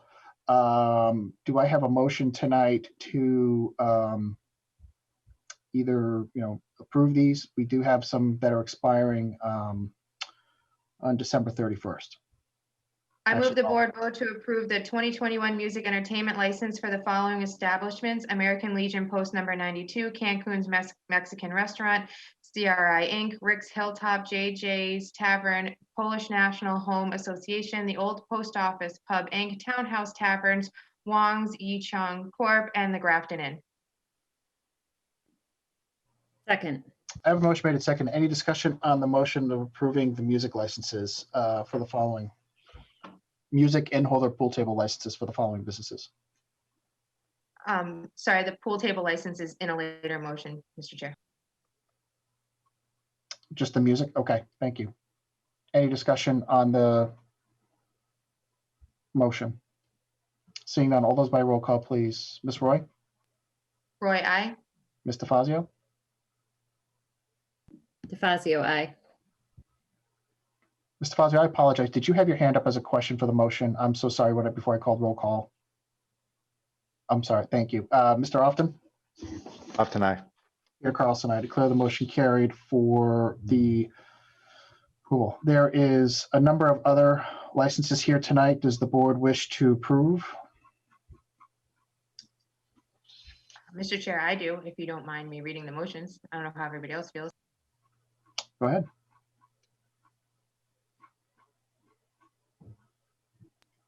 I move the board vote to approve the 2021 annual license issued by the select board for the following licenses: the common victular, the class 1, class 2, and class 3 garage license, the pool table / bowling license, the second-hand license, and the inn holder license as per the list provided. Is Second. there motion made and second? Any discussion on the motion? Seeing none, all those by roll call, please. Ms. Roy? Roy, I. Mr. Fazio? Fazio, aye. Mr. Often? Often I. Peter Carlson, I declare the motion carried. Mr. Chair, I move the board vote to approve the 2021 annual liquor license issued by the select board as per the list provided. Second. Motion made and seconded for the liquor licenses provided in our packet. Ms. Roy? Is this including restaurant, all alcoholic beverages, restaurant, wine and malt, package store, wine and malt, inn holders, club, all alcoholic beverages? Yes, okay. I'm just making sure I see the header there. Thank you. That's for my own clarification. Any discussion on the motion for 2021 license renewal for liquor licenses? Seeing none, all those by roll call. Ms. Roy, Roy, I. Mr. Fazio, Fazio, I. Mr. Often, Often I. Peter Carlson, I declare the motion carried. Okay. Any other motions or decisions or direction that we need to go for next steps? Is there a desire for the board to look at setting criteria for specifically for music licenses and defining whether they should be indoors or outdoors? Is there a desire on the board to look at potential policies or conditions or criteria to be adding to the licenses going forward? If there isn't, then we can move on. Okay. All right, thank you. Next up on our agenda tonight, we have cannabis HCA follow-up from our workshop from last week. Okay, who would like to go first?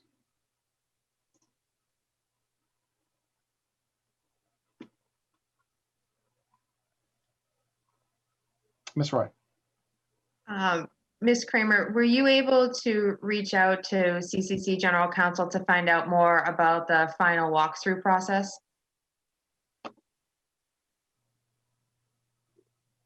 Sorry, I have not reconnected with her, but you know, this is I would have a number of concerns with that I'd like to, you know, discuss with Carter,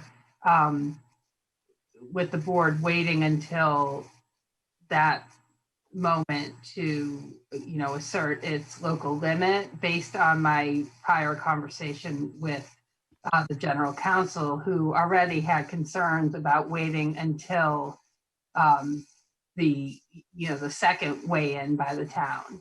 So when I had my discussion with her, again, I wasn't, you know, exactly cognizant of, you know, what the factual issues were that the town was grappling with. And when I had my original conversation with her, which lasted over an hour, you know, she seemed to have concerns with the town waiting till the second town weigh-in to, you know, she wasn't saying that you couldn't do that, but she was certainly saying that, you know, there could be some reliance issues asserted by an establishment who got a host community agreement, and then it wasn't until the CCC was, you know, considering issuing a provisional license that the town then said, oh, well, wait, we already have two entities that were issued provisional licenses. So again, this is fully uncharted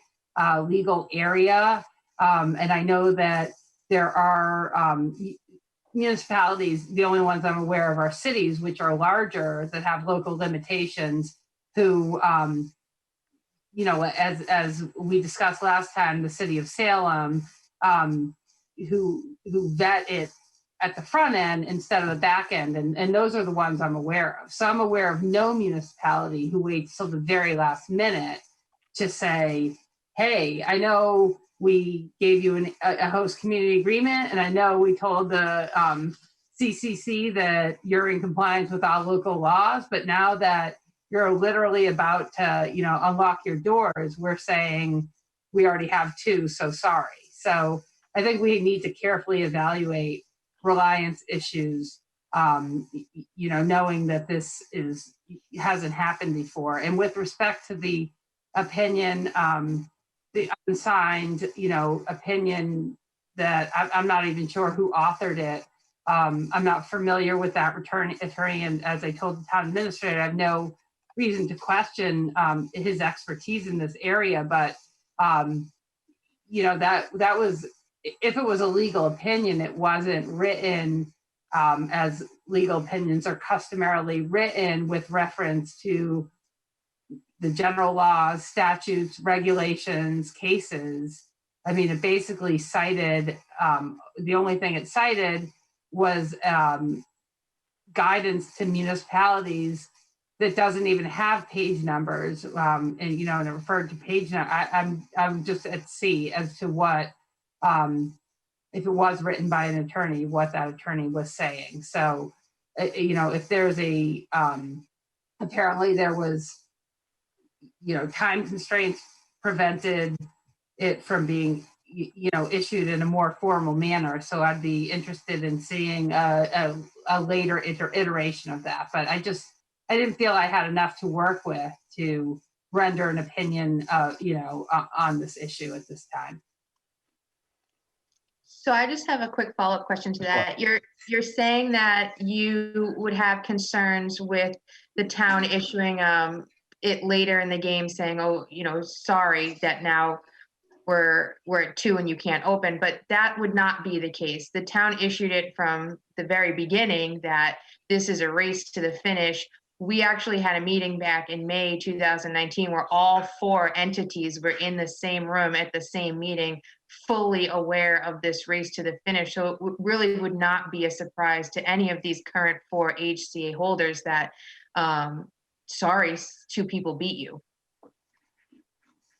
Okay, so again, I mean, I need to have a better grounding in, the factual landscape of what's actually happening, because that information, would be important in order to evaluate the situation.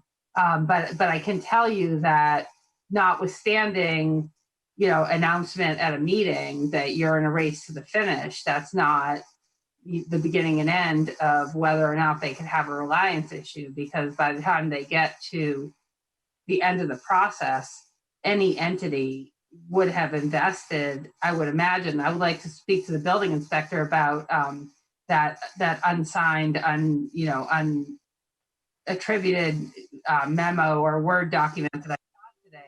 I'm not exactly sure what what the process is with respect to building permits or any other thing. I mean, in order to give a legal opinion, the first thing you need to start with is a full understanding of the facts, and then you apply the law as best you can to that set of facts. So what I'm missing is an understanding of, the factual landscape and what has gone on, how many entities have host community agreements, how many entities, where they are along the process. I just don't have that information. So I think I need to, have a much better understanding of the factual landscape in order to, give you a legal opinion that you can rely upon. Ms. DeFazio. Thank you, Mr. Chair. Through you, Ms. Kramer, is there a way that the town could put together a written formal policy somewhere along the way that puts something in writing to kind of what Ms. Roy is referring to, that says, at this time, based on the bylaws of our community, this is the risk you are taking at this point in the game. Proceed with caution. It's not on the town. It's now on you, and it's in writing. It's a policy by the board, and then the town doesn't have any legality at that point toward anything that happens thereforth, and it's really up to the business. I mean, a policy would certainly be better than an announcement at a meeting. Certainly be a stronger defense should a disappointed retail marijuana establishment say, why did you let me invest, X number of dollars, and just inform me, at the last minute that I can't open my doors. So, I mean, a policy would certainly be stronger, but what I guess I'm saying to you is that this is a new statute in Massachusetts, and I can't tell you, oh, there was this case out of X town where the town had a policy and the entity said, I relied to my detriment on my host community agreement and my, your sign off that I was in compliance with all laws, and now you won't now you're saying at the last minute that I can't open my doors. And the court said, well, there was a policy, therefore, the town has no liability. Like, that just doesn't exist at this point in time. So I can do my best to analyze analogous, situations to the extent they exist, other states where marijuana establishments have been in existence for longer than in the Commonwealth, but it's not the usual case where I can come back to you and say, yeah, you can rest assured that the town will not face liability for this decision because, that has been tested in, some other town, and this is what, how the court came down. And so we can, rely on that legal precedent. That's just not the case here. Mr. Fazio. Thank you. Just one more follow-up question to Ms. Kramer. So if you can clarify for me, because I guess this is the part that I struggle with. So the communities are allowed to put forth as many HCAs as they want, because at that point, it's just a host agreement. And the state is the one who gives the provisional license. So if the town is not giving the provisional license, why is it on the town down the road to be liable if the license isn't coming from us? Well, the first thing you have to understand is that there are very limited number of municipalities who voted to limit the number of RMEs that could locate in their towns. So you go from 351 cities and towns, then you subtract the ones who enacted total bans of recreational marijuana establishments. And then you go down to the smaller subset, and I don't know what the number is, of ones who said, okay, we're going to have a limit of 20% of our issued license to serve, alcohol applications, right? And so some of those who did that, like the city of Salem, is a city. So 20% of the number of licenses served, licenses have issued is way more than 2, right? Grafton's is only 1.2. So we don't know. It's not, there's not a law that says where you have limited your licenses, you can issue as many HCAs as you want. We don't know that. I mean, we're taking that position because, as I set forth in detail in that memo, in consultation with the town planner and as many sources of information as I could put together, it didn't make sense where the board at that time, did want to encourage applicants for RMEs to locate in Grafton. It didn't make sense to cut them off at the knees, at the first reach out to the town. Hey, we want a host community agreement. So the direction I was given by that board was, we don't want to discourage. So therefore, can we issue more than 2, even though we have a local limit of 2? And it's like, okay, there's no information, there's no law, but why not take that position now? Because at a later date, the state will come back and say, are you in compliance with all local laws? And at that time, that's the only other time that the town gets to weigh in. The board says, yes, you're in compliance, so you can keep moving, through the provisional license process to the final license process. So it seemed reasonable at that time, since the board did not want to discourage RMEs in Grafton, and since there's a million reasons that an applicant can fold his tent and walk away post the host community agreement being executed, because that's at the very inception of the process. So given the fact that there was a later opportunity that the town could say, hey, wait a minute, I know that you have a host community agreement, but now we already have 2 applicants who've been awarded provisional licenses. So, I'm not, you can't compliance if those 2 applicants get their final license. And now the question is, okay, can we move, the goalposts even closer or further, however you want to look at it, and say, okay, now you have your provisional licenses, you've invested, time, money, staff, and now, you have 3 or 4 with your provisional licenses, and now it's a race to the finish, and these 2, jump in under the buzzer, and the other 2 are left out in the cold.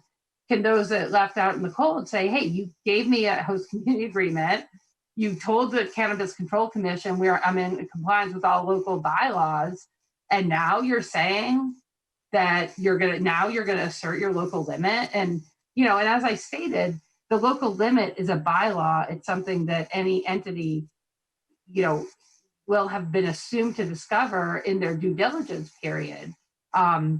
So it's not, it's not a shocker, but it's just, we don't have the answer to the question in the small number of communities that have, limited the number of RMEs that can locate, and the limitation is so small that they have actually more applicants than RMEs that could eventually locate. Where do you have to, raise the alarm bell and say, hang on? And I understand there's a question about, well, what if somebody gets their provisional license and then doesn't do anything and just sits there? And again, I mean, I don't know why an establishment would go that far into the process and then just stop. And if that is something that could occur, I just, it's unclear. There's no answer that I can give you with any certainty. Ms. Roy, did you have a question? Yeah, I just want to speak to that because the provisional license keeps getting referred to as so far along in the process, so much investment into the process, and that's just not necessarily true.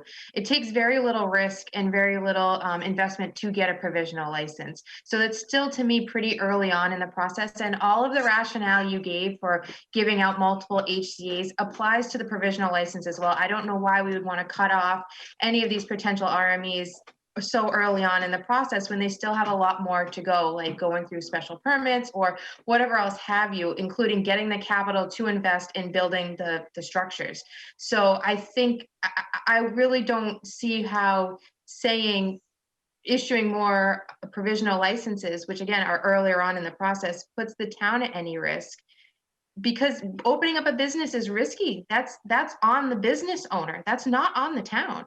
If I wanted to go open a pizza shop in a town that has 20 pizza shops already, you guys can't tell me no, but it's risky for me to do that. I just don't see why the town's going to get any fault for a business owner taking a risk opening a business. Well, I guess the answer to your question is if, you have 4 or 5 holders of HCAs who then get their provisional license, and then they go and apply for a building permit, which a building permit isn't a discretionary decision. Either you meet the building code and zoning requirements, and if you do, you're entitled to a building permit, and if you don't, you're not. So if you're saying, I mean, I guess the problem is there's not a third point at which, under the recreational marijuana law statute, that the town gets to weigh in as to local compliance. But the I do town, have 1 second, Ms. Roy. There's one point that Ms. Kramer brought up that I want to be clear on. So are you telling me that based on somebody being issued a building permit and then not being able to proceed any further than provisional once 2 are in Grafton, are you saying theoretically that the only damages that organization then has occurred is a building permit fee? Am I saying that? Well, you told me you kind of use the when an organization goes and gets and puts in a building permit. I just wanted to know, like, what, based on your opinion, you're making that rationale if they get a building permit, that's like an investment for the organization. And now as I'm asking is, are those the types of things that we have to worry about as, potential liabilities against us from financial loss for an organization that maybe isn't the so what am I say? First 2 across the finish line. Let's say they're in 3rd place and they're out of luck and the town hasn't gotten to a 3rd yet. And I mean, that's what I'm trying to get at. What I'm saying is that the recreational marijuana law asked for the town's input at 2 points. One is they asked the applicant, did you have an executed host community agreement with the town? So they need to check that box in order to move further into the process to try to pursue their provisional license. If they don't have a host community agreement with the town, they can't check that box and they can't move forward. Mm. The only other time in the law that the cannabis control, that the state comes back to the town and says, and asks for input as to compliance is when the state says to the town, is this entity in compliance with all local laws? And at that point, the town checks a box yes or checks a box no. After that, the only time that the state doesn't come back to the town, as far as I'm aware, that the only other approvals that the town has to issue are the permits to open the doors, the building permits, zoning permits. But it doesn't prevent the town from notifying the CCC. There's nothing preventing that. That's what I'm hearing. So in my opinion, to the point of Mr. Fazio, if there were to be a policy that we would consider, I believe it's in the town's best interest to notify the CCC that once you have 2 operational licenses, that we are at our bylaw. I mean, that's not actually, and I asked that question to the general counsel, like, that's not actually a thing. Like, they're not keeping track of who has what local bylaws. I'm not saying that, but that's what I'm getting at is that the town doesn't have to remain silent at all. The town as an entity can say, hey, Cannabis Control Commission, great, we've got 2 operational licenses now. We're at our capacity. This is our letter to you, signed, certified, mail, done. I mean, what I'm getting at is that just because we go through the provisional is not the only time the town gets to interface or talk to. It is the way that I'm understanding this, and I went back and rewatched the workshop from last week, is that it's just, that's just one step in the process. Can they meet local zoning guidelines and build, in all the rules? Can they? And the CCC takes that into consideration. Says, okay, yeah, you have your provisional, but there's nothing preventing the town from issuing a letter or a statement saying like, we finally reached our 2. We thought you would like to be made aware of that, CCC. Thank you. The CCC tries to issue them a third one. Then I think that's the CCC's problem, right? Not ours. I'm just trying to simplify this as much as possible. That's an open question, whether it's. And I get this because what you said earlier is that there is no case law on this. There is nothing. So it is like, these are things that haven't, and I get that. And I get where you're trying to, say, I have no guidance I can give you, select board, but the way that I'm looking, based on case law, but the way I'm looking at this is, unless there's something that says to me that, the town cannot communicate at all with the CCC once provisional licenses, then I would say, yeah, there's an inherent risk. But I don't see that. I see that there is, we can talk to the CCC throughout the entire process. That's what I just wanted to get. So it's what you're saying, just so I understand, that RMEA gets its sign off that yes, you're in compliance with local bylaws, and proceeds from gets its provisional license and proceeds to try to get its final license, and so does RMEB and so does RMEC, and then the RMEA and C reach the finish line first. They are awarded their, they apply for their building permits, they open, they're awarded their final licenses, and then the board sends a letter to the CCC saying, hey, with respect to RMEB, just so you know, we already have our 2 and that's our local limit. So don't give the final license to RMEB. But we're not doing that. We can't tell the CCC who to give what a license to. We're not their authority. But you're right in the sense that, we have, I'm saying, the way I'm interpreting is, we check off a box, can the entity abide by and so forth? Can they? Is the ability that exists when you say can? When I read your opinion, I looked for that word. It doesn't say do they, it says can they? Can they abide by? And the answer to that question is yes. So you can have 6 entities that says, can they abide by the local zoning rules and bylaws of the town? You have to answer yes. Because until you actually get to that limit, and that's where I'm trying to get at this test, and maybe I'm just being OCD, okay, on the wording of what you wrote to us last week. I'm hyper, I can't move away from that. And I'm saying, like, the way I look at it is like, it's uncharted territory. I get that. And I want to tell you, I respect your concern about you don't have really good concrete guidance. And it's not like contract laws or something like that, where we have good fundamental cases to back up opinions on certain provisions. But we don't have that here. At the same time, I'm looking at, the intention of what the town was looking at, the discussion that Ms. Roy had brought up that we had with those 4 entities, I think was over a year ago. We talked about it's a race to the finish line. So everyone's aware, I think, of what's at stake. And again, I'm going to remind everybody that the town at several town meetings said, let's start with 2. And then once we get to 2, if we've got a 3rd in the pipeline, I guess, Ginny, this really doesn't have anything to do with our board. If we've got 2 in the pipeline, done, then, consider the 3rd or 4th. If we're seeing, like, Grafton happens to be a huge, cannabis mecca for economic development. That's the way I've been listening, sitting back here as chair, and I've kind of reserved a lot of what I've been saying, but I've kind of come to the conclusion tonight that, can these entities meet the zoning bylaws of Grafton? And the answer to that question is yes. That's all we should be saying. Ms. Roy and then Mr. Often.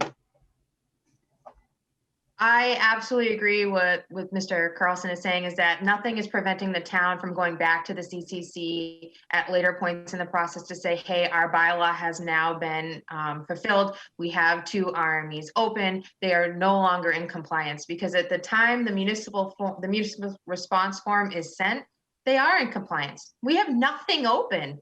I think it'd be a bigger risk to the town to say, no, you're not in compliance. Well, why am I not in compliance? Nothing's open. I'm in compliance. Let me go. Holding people up and tripping people up in this race does not seem very business friendly to me. Mr. Often or Mr. Fazio, who was first? I'm sorry, I didn't. Yeah, I'd agree with much of what's been said from board members. So we have, we've already approved more HCAs than we have operational licenses to hand out. So what I'm hearing you say, Jenny, is that we have the potential of liability from aggrieved owners that get stuck in the final licensure. I would say that we're probably in that same circumstance with regards to provisional licenses, because, these guys, the hire lawyers, they put in lease agreements or purchasing land and all that kind of stuff. There is some investment in time and resource to get to the provisional stage. I think we're facing that same kind of aggrieved owner situation with the provisional licenses if we stop them at the provisional stage. So I think it's important for us to create that policy.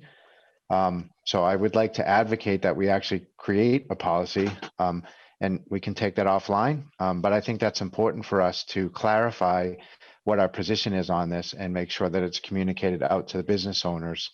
I also read in the memo that the town has considerable latitude in terms of interpreting its local laws. What I understood when I went to town meeting and we were voting on this is that we were talking about operational licenses. We weren't talking about like license to plan or provisional licenses. We were talking about businesses that were open.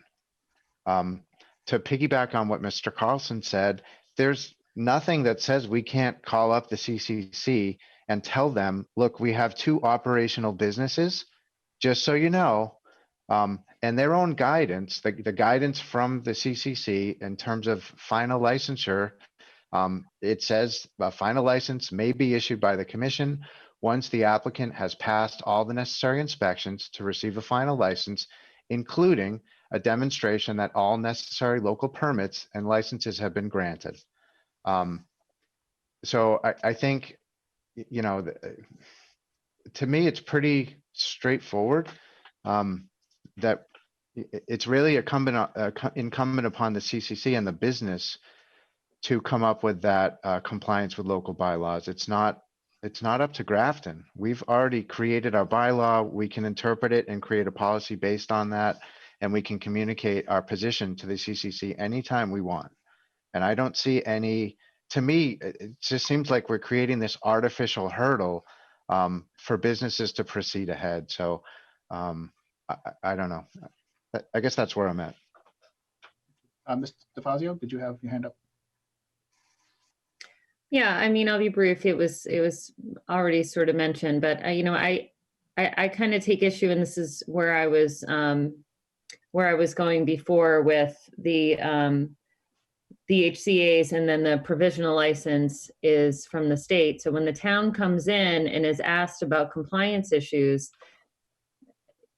for the state to assume that we're going to say no to compliance just to hold back on additional licenses, additional businesses, additional revenue for the town, I don't like that as a board member. I think, as the town, we should be stating the truth, which is if they are compliant, then we have to say, yes, they are compliant. So, if there's an area there for then us to notify business owners, notify the CCC that, at this time, this is now our third provisional license, fourth provisional license, whatever it is, and, set policy to what we want to say at that point and what we want to communicate, and, make sure that the risk is not on the community, that it becomes on the business owner and on the state.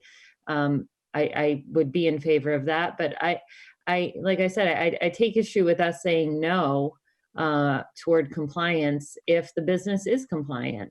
And if I don't know if the state, if I read in that that's the state, what the state is asking us to do. And so, I think at this point, the number of HCA's we have, we shouldn't be limiting at that point via compliance, answering the question incorrectly back to the state. I mean, that doesn't, if we're supposed to be, pro economic development, pro business and all this, but even it's just the wrong answer to me. If they're compliant, the answer is yes. So, and Ms. Roy kind of touched upon that a little bit too. So I just I'm not okay with saying no to a provisional license based on compliance if the business is compliant. Any other questions? Good evening, Mr. Frisbee. Welcome. What I missed, start over. No, Terry Turgeon's got her I'll entertain a hand up. motion to adjourn right now if you want to go down that road. Terry Turgeon's got her hand up, by the way. We're not accepting public comments at this time. I mentioned it earlier in the meeting. At some point in time, if the board wishes to have a public hearing on this matter, we can do so, but I'm not doing that tonight. Thank you. Is there any other comments or questions with regards to this topic tonight, or what the next steps are? Ms. Roy.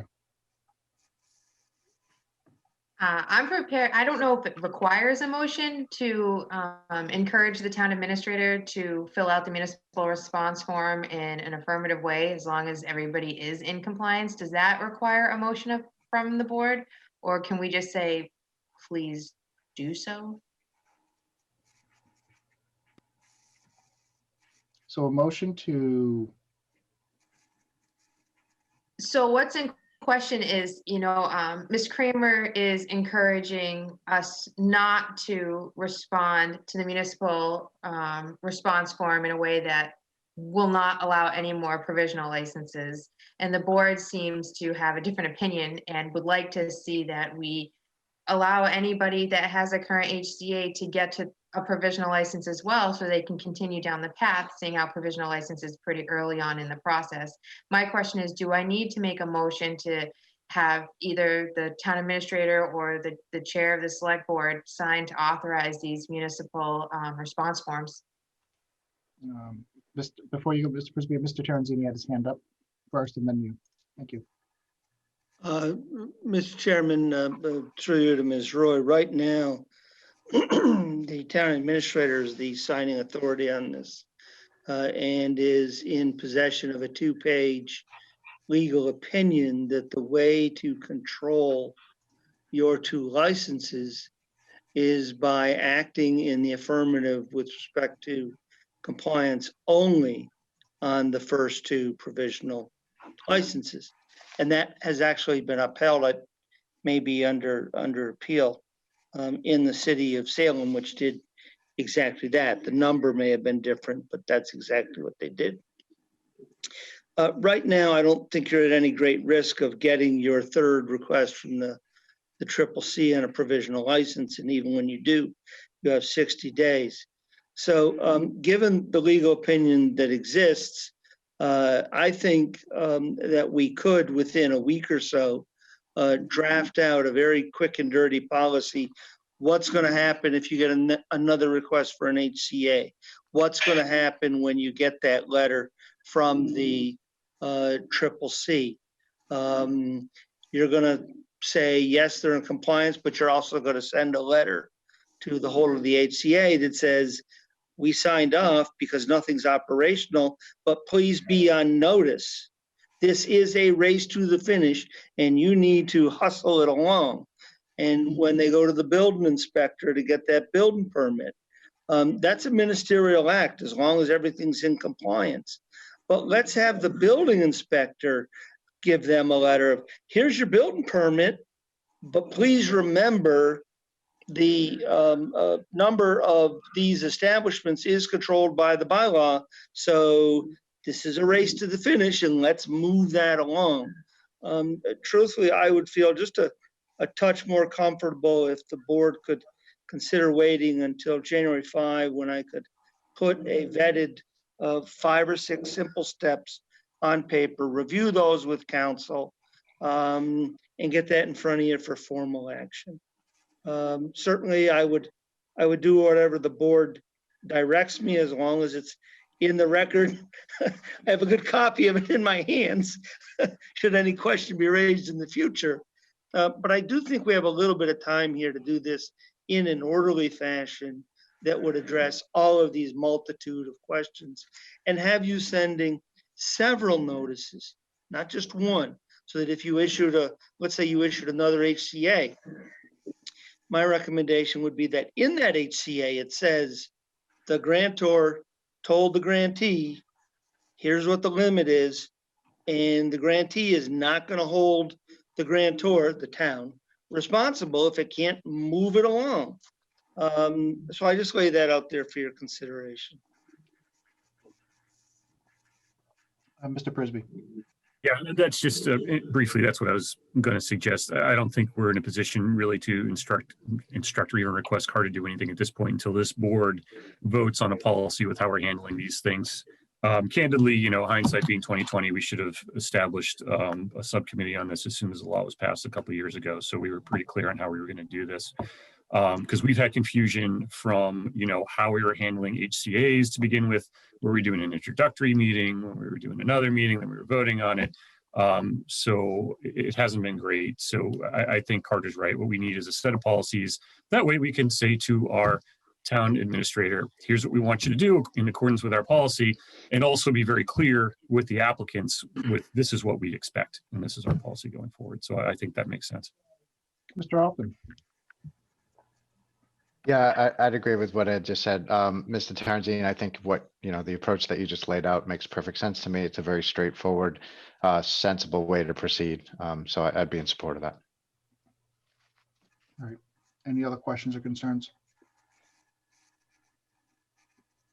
Okay, so the next action item, wait to hear back from Mr. Terenzini, and essentially the first meeting in January, we'll have something before the board to consider. Thank you. Okay. There isn't anything else. I want to thank Ms. Kramer for coming out tonight. Thank you very much. If we don't talk to you, happy holidays to you and your family from all of us. Thank you. Thank you. You too. You as well. Stay safe. You as well. Thank you. All right. So next up on our agenda tonight, Mr. Terenzini wanted to present us and take some formal actions with regards to adopting some revenue projections for FY22 and assumptions. contained therein. Before we entertain a motion, is there any questions, or Mr. Terenzini, did you want to give any update to what we're considering tonight? No, this is what we presented at the workshop. I do think that should some of the assumptions not hold up, there's a little bit of relief. Should we move one of these cannabis RMEs to being open? At this point, we've assumed zero revenues. There are two that suggest they'll be open in June of next year, April and June. We've tamped down the new growth to try to work with the Board of Assessors. That may have some potential to be brought up. But what this does do is provide guidance to me as to what size expense budget to bring to you. So happy to answer any questions on how I got those numbers or the theory behind this process. But having the board vote or amend it to some number as it deems worthy does give me that planning guidance. Thank you, Mr. Terenzini. Is there any questions on the projections in front of us tonight for FY22?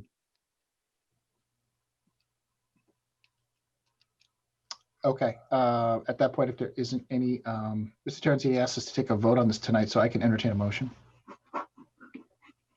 I move the board adopt the revenue projections for FY22 and the assumptions contained therein dated 11/30/2020. I have a motion. Do I have a second? Second. Motion made and seconded. Any discussion on the motion? Seeing none, all those by roll call, please. Mr. Often, Tonight. Ms. Roy, Roy, I. Mr. Fazio, Fazio, aye. Mr. Prisby, Yeah, Peter Carlson, aye. Declare the motion carried. Thank you. Let me just pull up my next. Next up, we have a retirement. Jan Percy at the library assistant. Do we have a motion? I move the board vote to accept the resignation of Jane Parsi, library assistant, due to retirement effective December 9th, 2020. Do I have Second. a motion? Do I have a second? Motion made and seconded. Any discussion on the motion? Just want to say on behalf of the town, Janice, we wish you happy retirement down south. Please stay safe, and thank you very much for your years of service. Any other discussion on the motion? Seeing none, all those by roll call. Mr. Often, Often aye. Ms. Roy, Roy, I. Mr. Fazio, Fazio, aye. Mr. Prisby, Frisbee, aye. Peter Carlson, aye. Declare the motion carried. Thank you. Next up, we have a couple of appointments here tonight. Mr. Terenzini, do you want to give us update on these appointments? Sure. The van driver comes to us with the recommendation of the Council on Aging, having done the vetting there. The police dispatcher was appointed on an emergency basis and has been thoroughly vetted by the police chief, as is his fashion. And the position, I think, of some import is that of management analyst and communication specialist. As the memorandum laid out to you, we had 40-some applications and referrals. Those were narrowed down to 7 who were interviewed by a team of the recreation director and the director of the Council on Aging. They sort of really gave us the insight to the public engagement side of thing, what I've half seriously, half jokingly referred to as the social butterfly side of the job. And we had Chris McGoldrick, the town's planner, sit in at that interview process. And they came to agreement on 3 names to forward to me. We set up final interviews. One of the candidates did withdraw due to another employment opportunity. And we've settled upon Mr. William Blake. We've provided his resume to you. He has been employed by the Scottish Rite Valley of Boston as their social media and website director, and done some policy analysis for the last 5 years or so. And he interned in the office of the Executive Office of Labor and Workforce Development while he was in school and with Town of Acushnet. And I think you can see his public service volunteerism on his resume as well. I think that he has the potential to bring to us that excitement for today's media, public engagement, and also grow into the management analysis side of the house. And happy to answer any questions. I put you forth his resume for your confirmation. He would start with us on January 4. All right, do we have, if there's any questions, we could take a motion to appoint the part-time COA van driver. I do have a question. Are all of these appointments temporary, and how do we keep track so that when the new town administrator comes in that we can make them permanent if we want? Sure, they are not they are temporary, if you will, to the extent that they each have probation time periods. But other than that, they are not temporary as defined in your personnel bylaws. And certainly with Mr. Blake, he would not resign full-time assured employment of 5 years to come to us. He knows there's a probationary period, but I think he has an expectation, certainly, as do the other employees, proposed employees, that should they serve satisfactorily, subject to budget down the line, their own performance down the line, or that these would be ongoing employment. I was under the understanding that the interim town administrator can only make temporary appointments per our charter. Yeah, the interim administrator can make appointments, not admitting of delay. And when I put these reorganizations forward to you with the job descriptions and the proposal to advertise, I laid out the rationale of why I did not believe they were admitting of delay, given the staff shortages in a number of key positions. If there's any questions, I can entertain a motion for part-time COA van driver. I move that the board vote to affirm the appointment of Michael DeVideo as part-time Council on Aging van driver effective January 4th, 2021. Second. Motion made and seconded on the appointment of COA van driver. Is there any discussion on that motion? Seeing none, all those by roll call, please. Mr. Often? Aye. Ms. Roy? Roy, I. Mr. Fazio? Fazio, aye. Mr. Prisby? Yeah. Peter Carlson, aye. Declare the motion carried. Next up here, we have town administrator for affirmation appointment for dispatcher. If there isn't any questions, I can entertain a motion. I move the board vote to affirm the appointment of Mike R. Rivard as full-time public safety dispatcher effective December 6th, 2020. Second. Motion made and seconded for the appointment. Any discussion on the appointment? Seeing none, all those by roll call, please. Mr. Often? Often aye. Ms. Roy? Roy, I. Mr. Fazio? Fazio, aye. Prisby? Sorry, Mr. Prisby? Sorry, I'm having trouble with this mute today. Prisby, aye. Thank you. Carlson, aye. Declare the motion carried. So next up, we have appointment for town administrator, management analysts and communication specialists. If there isn't any questions, I can entertain a motion. I move the board vote to affirm the appointment of William Blake to the position of management analyst and communication specialist effective January 4th, 2021. Second. Motion made and seconded for the appointment. Any discussion on that motion? Seeing none. All those by roll call, please. Mr. Often? Often aye. Ms. Roy? Roy, I. Mr. Fazio? Fazio, aye. Mr. Prisby? Prisby, aye. Peter Carlson, aye. Declare the motion carried. Thank you. Just as a why I know typically we would have people come tonight, for this type of appointment here for this position, but I wanted to let you know that Mr. Terenzini and I discussed that we'll have William come in for the first workshop in January to meet the board. Thank you. We have any correspondence tonight? Mr. Chair? Yes, Mr. Hoffman. We have got an email from Bill Yeomans talking about transferring the remaining funds from the Townhouse Garden Fund to the Grafton Food Bank. And I just wanted to voice my strong support for that idea. And also, I'm wondering administratively, what do we need to do to make that happen? Because I'd like to see it happen. Okay. Mr. Terenzini, do you want to help us out with that one? Like, what would be the process that we need to go through?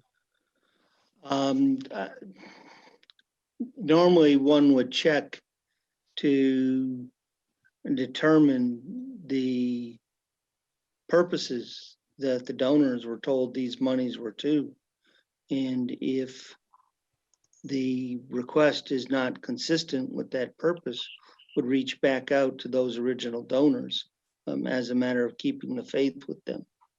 And then simply transferring the monies that were determined to be consistent. But there is a matter of, with respect to Mr. Yeoman, I know he's put a lot of energy into this. There is a matter of respecting the wishes of the donors going forward. Thank you. Any other questions?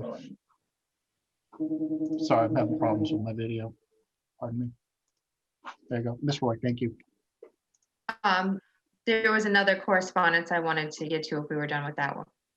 Yeah, Mr. Hoffman, I guess to answer your question, we'll see what we can do and what our options are. Thank you. Okay, so maybe somebody could reach back out to Bill and have him, get in touch with some of the donors. Yes, we will. That was on our to-do list. We just weren't able to get to it. Our energies, I'm afraid, were deferred to some other activities. Yeah, no worries. Thanks. Thank you. Ms. Roy? I was gonna ask a question about Betsy Smith's email about purchasing 125 Old Westboro Road. How would that process work? And is the board really even involved in that, or is that some?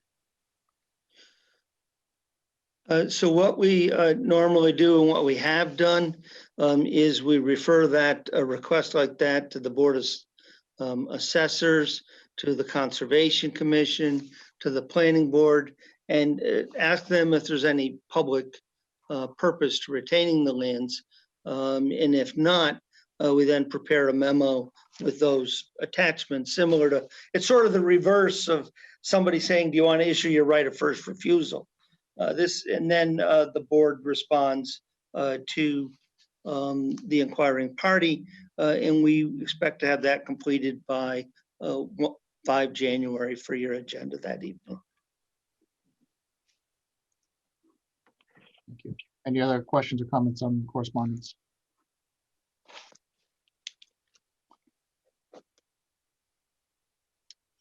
Okay, I'm sorry, I skipped over one tonight. I'm sorry, select board member reports, please, or town administrator reports. I apologize for that.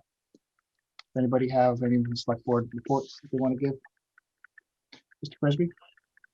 Yeah, so obviously, sorry I'm late. I was in the town administrator search committee, our second and final night of interviews. And we've completed all the interviews. So then I am pleased to report to you that I have interviewed the candidate that will become our next town administrator.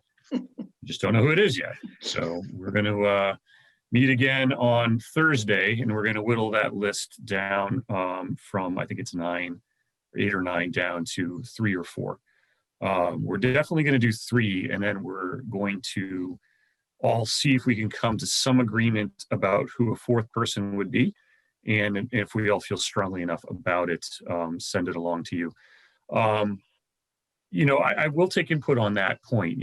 I think the committee is very concerned about giving too many candidates.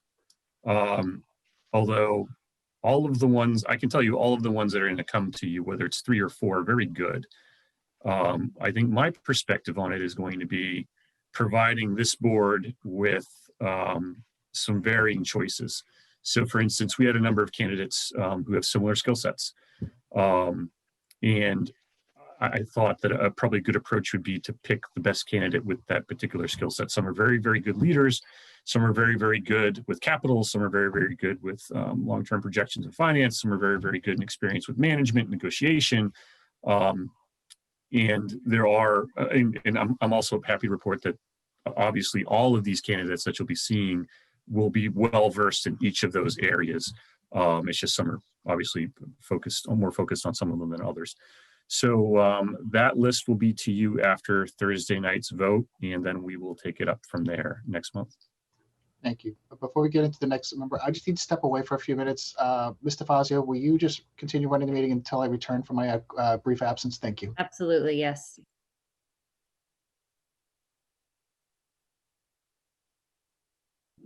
First, I have to start by getting off of mute. So thanks for that update, Ed. That's great. So do you want any feedback on the board? It sounds like you were saying between 3 and 4, or what the board is looking for. At Yeah, this I mean, if you guys have it now, that's fine. If you want to reach out to me, just shoot me your thoughts, that's fine too. Anyone have any comments? I like 3, but that's just me. And it's for no particular reason, then it makes it easier, one less person to have to rule out. Yeah, I feel like if you have a really strong 4th, I'd be interested, but if you've got 3, that are cream of the crop and you feel like any 3 of them are going to be a great decision for us, then I'm okay with 3 as well.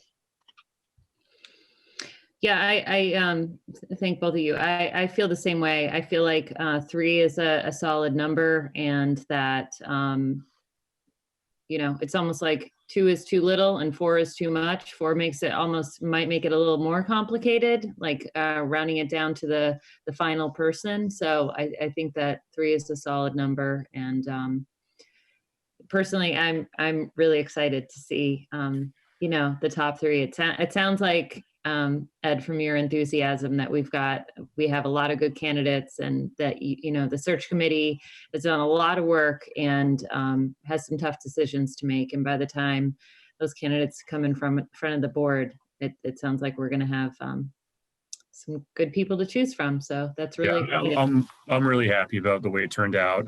We're going to have, I think, and this is, I guess, good news, but our decision is going to be really difficult. So that's good. Great. Yeah. Yep. Thanks for that update. Anyone else have any select board reports? No? Okay. We'll move on to TA reports. Mr. Terenzini? Well, I think that, in addition to my weekly, the most notable item that we have to pay some forward attention to is the change in Town of Grafton's status to that of red, or high risk, with respect to COVID. I will say I wish the state's timing was a little bit better. Fortunately, we had enough notice to be able to prepare the press release and the code red and get all that out as quickly as the state released the data. And I really want to thank Nancy and the Board of Health, of Cindy, both, who worked extended hours last Thursday evening to make sure that we could get all those messages out, very quickly after the state made its formal announcement. So, the buildings, except for, as the chairman said, except for the police dispatch center and public schools, which are operating under their normal protocols, are closed to the general public. We regret having to do that. We'll do our very best if people contact us through Dropbox, through fax, through email, to continue to service them, but maintaining the health and welfare of the employees so that they're all able to report to work, be it remote or physically, to provide that service is very important. So we'll be talking with the department heads tomorrow about what additional steps, if any, we should put in place while we're in the red category. And hopefully all of the residents take those 3 Ws. Wear that mask, watch the distance, a minimum 6 feet, and wash your hands as frequently as possible. And collectively as a community, we can bring that number down, because help's on the way, but it has to be completely produced, and then it has to get into the arms of everybody. So we have a few more tough months, but we'll have some more conversation with the department heads tomorrow and update you within a few days of those discussions. Thank you. Mr. Fazio. Thank you.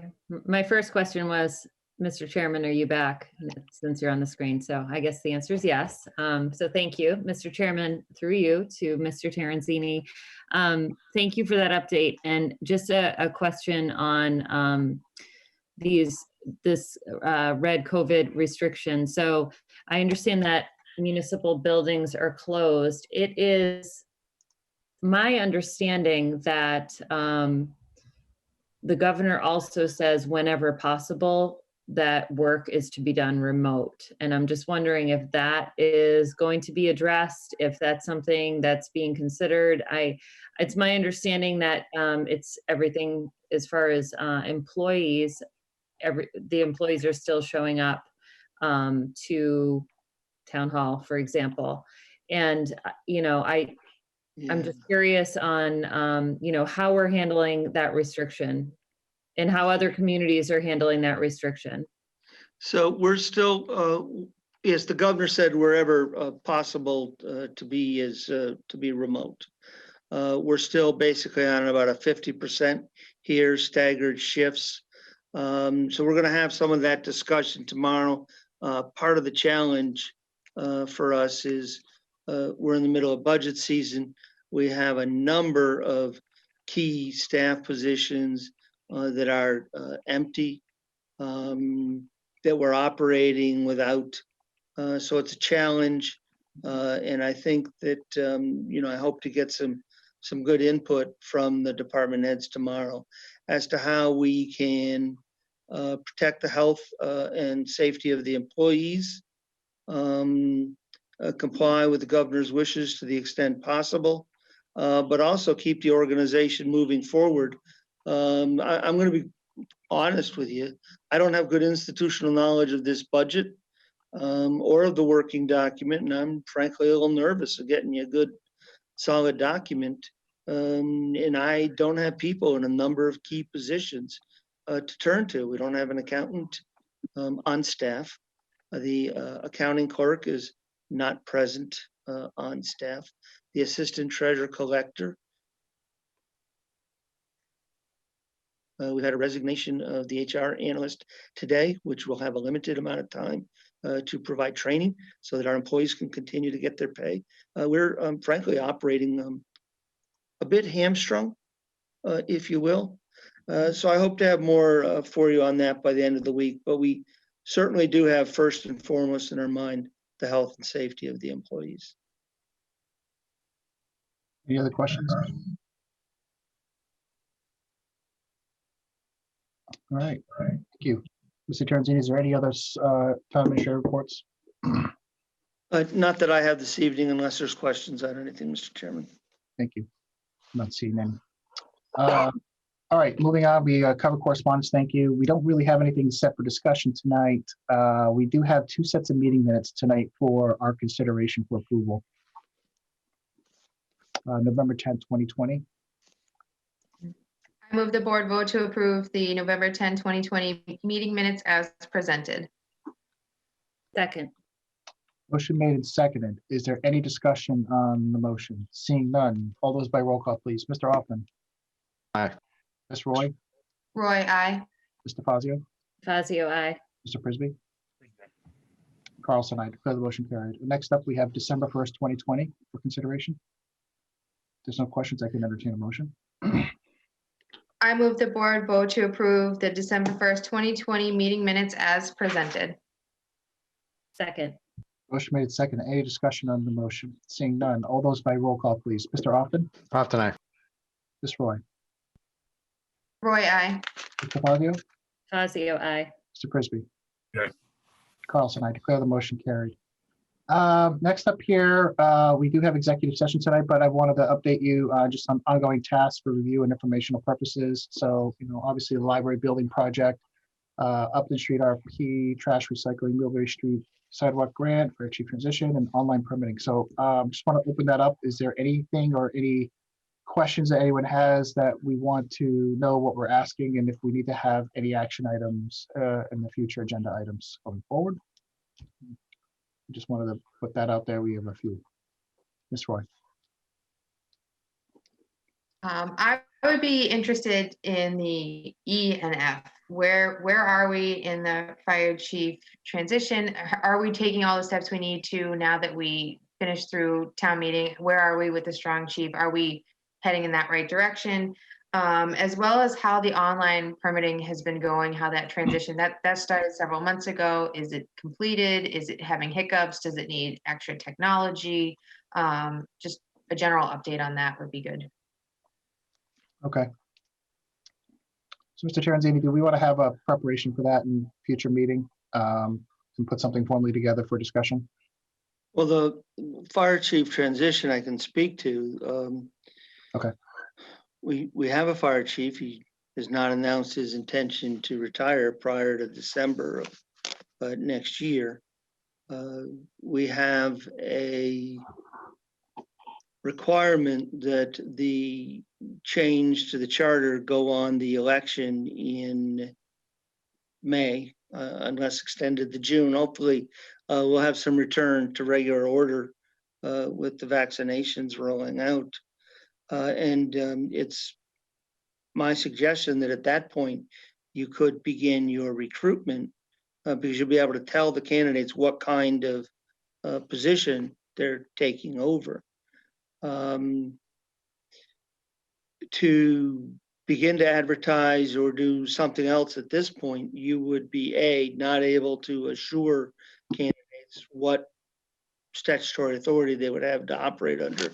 And you would need to seek the early retirement of the current chief, or you would need to ask the prospective chief to wait substantially some lengthy period of time when, if their interest is in moving their career along, they're not going to want to do that. They're going to want to apply in a community that they can move to.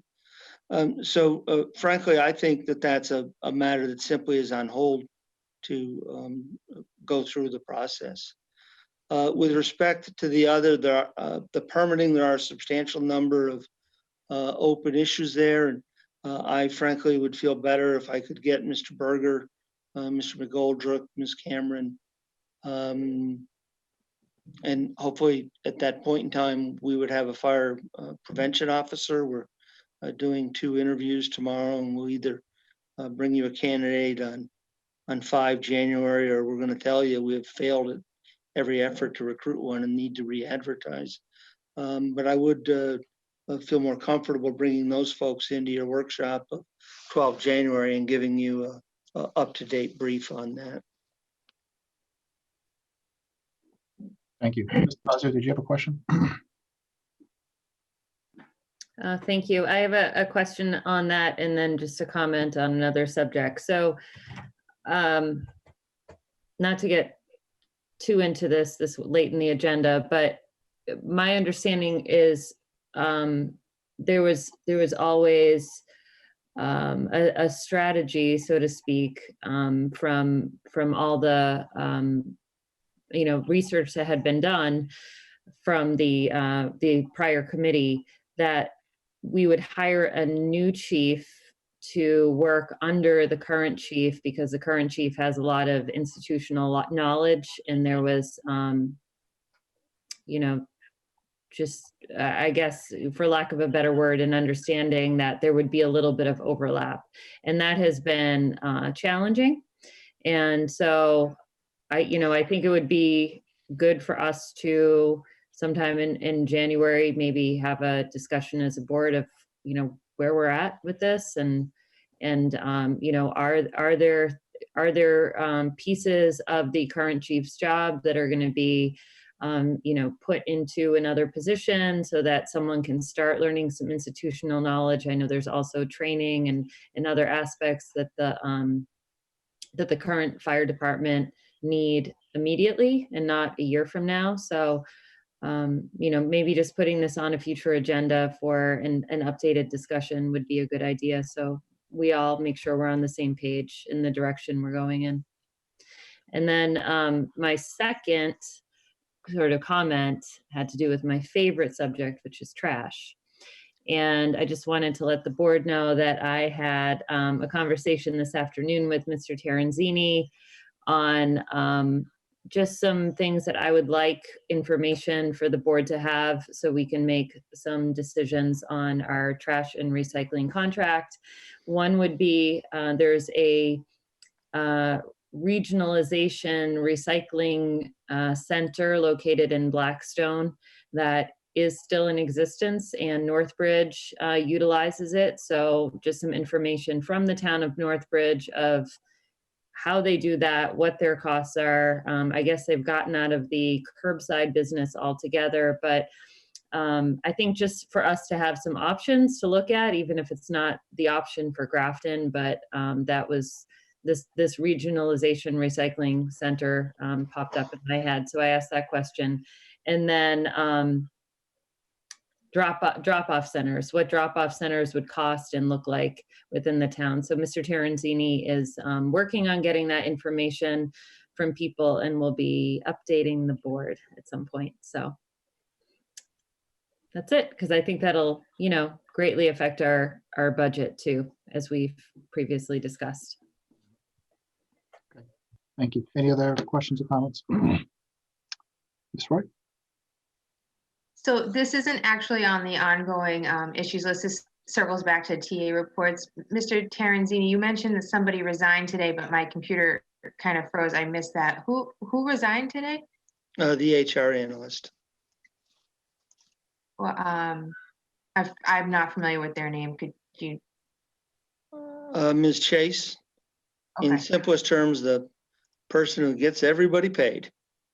She will be with us for 2 more payrolls. You do not currently have a trained backup for that position. I think I've mentioned that to you before on an occasion or two. So she's done a great job, in my view, from the time I've been here. Been with you for 6 years now. So we'll be working on that issue tomorrow as well. And I'm just hoping that I can keep a few of these issues to stop bubbling up so I can pay some attention to the budget that I need to deliver to you in a work product that we can all feel comfortable with. Thank you. All right, moving on. So we have a reason to go into executive session tonight. And with that, I'd like the board now to consider entering into executive session in accordance with Open Meeting Law, Mass General Law, Chapter 38, Section 21A, pursuant to Purpose 2, to conduct collective bargaining sessions with Grafton Municipal Employment Organizations. May I have a motion to that effect? So moved. Have a second. Second. Motion made, seconded. This is a roll call vote to go into executive session. Mr. Hoffman, Often aye. Ms. Roy, Roy, aye. Mr. Fazio, Fazio, aye. Mr. Prisby, Frisbee, aye. Peter Carlson, aye. We will only be reconvening in open session for the purposes of adjournment.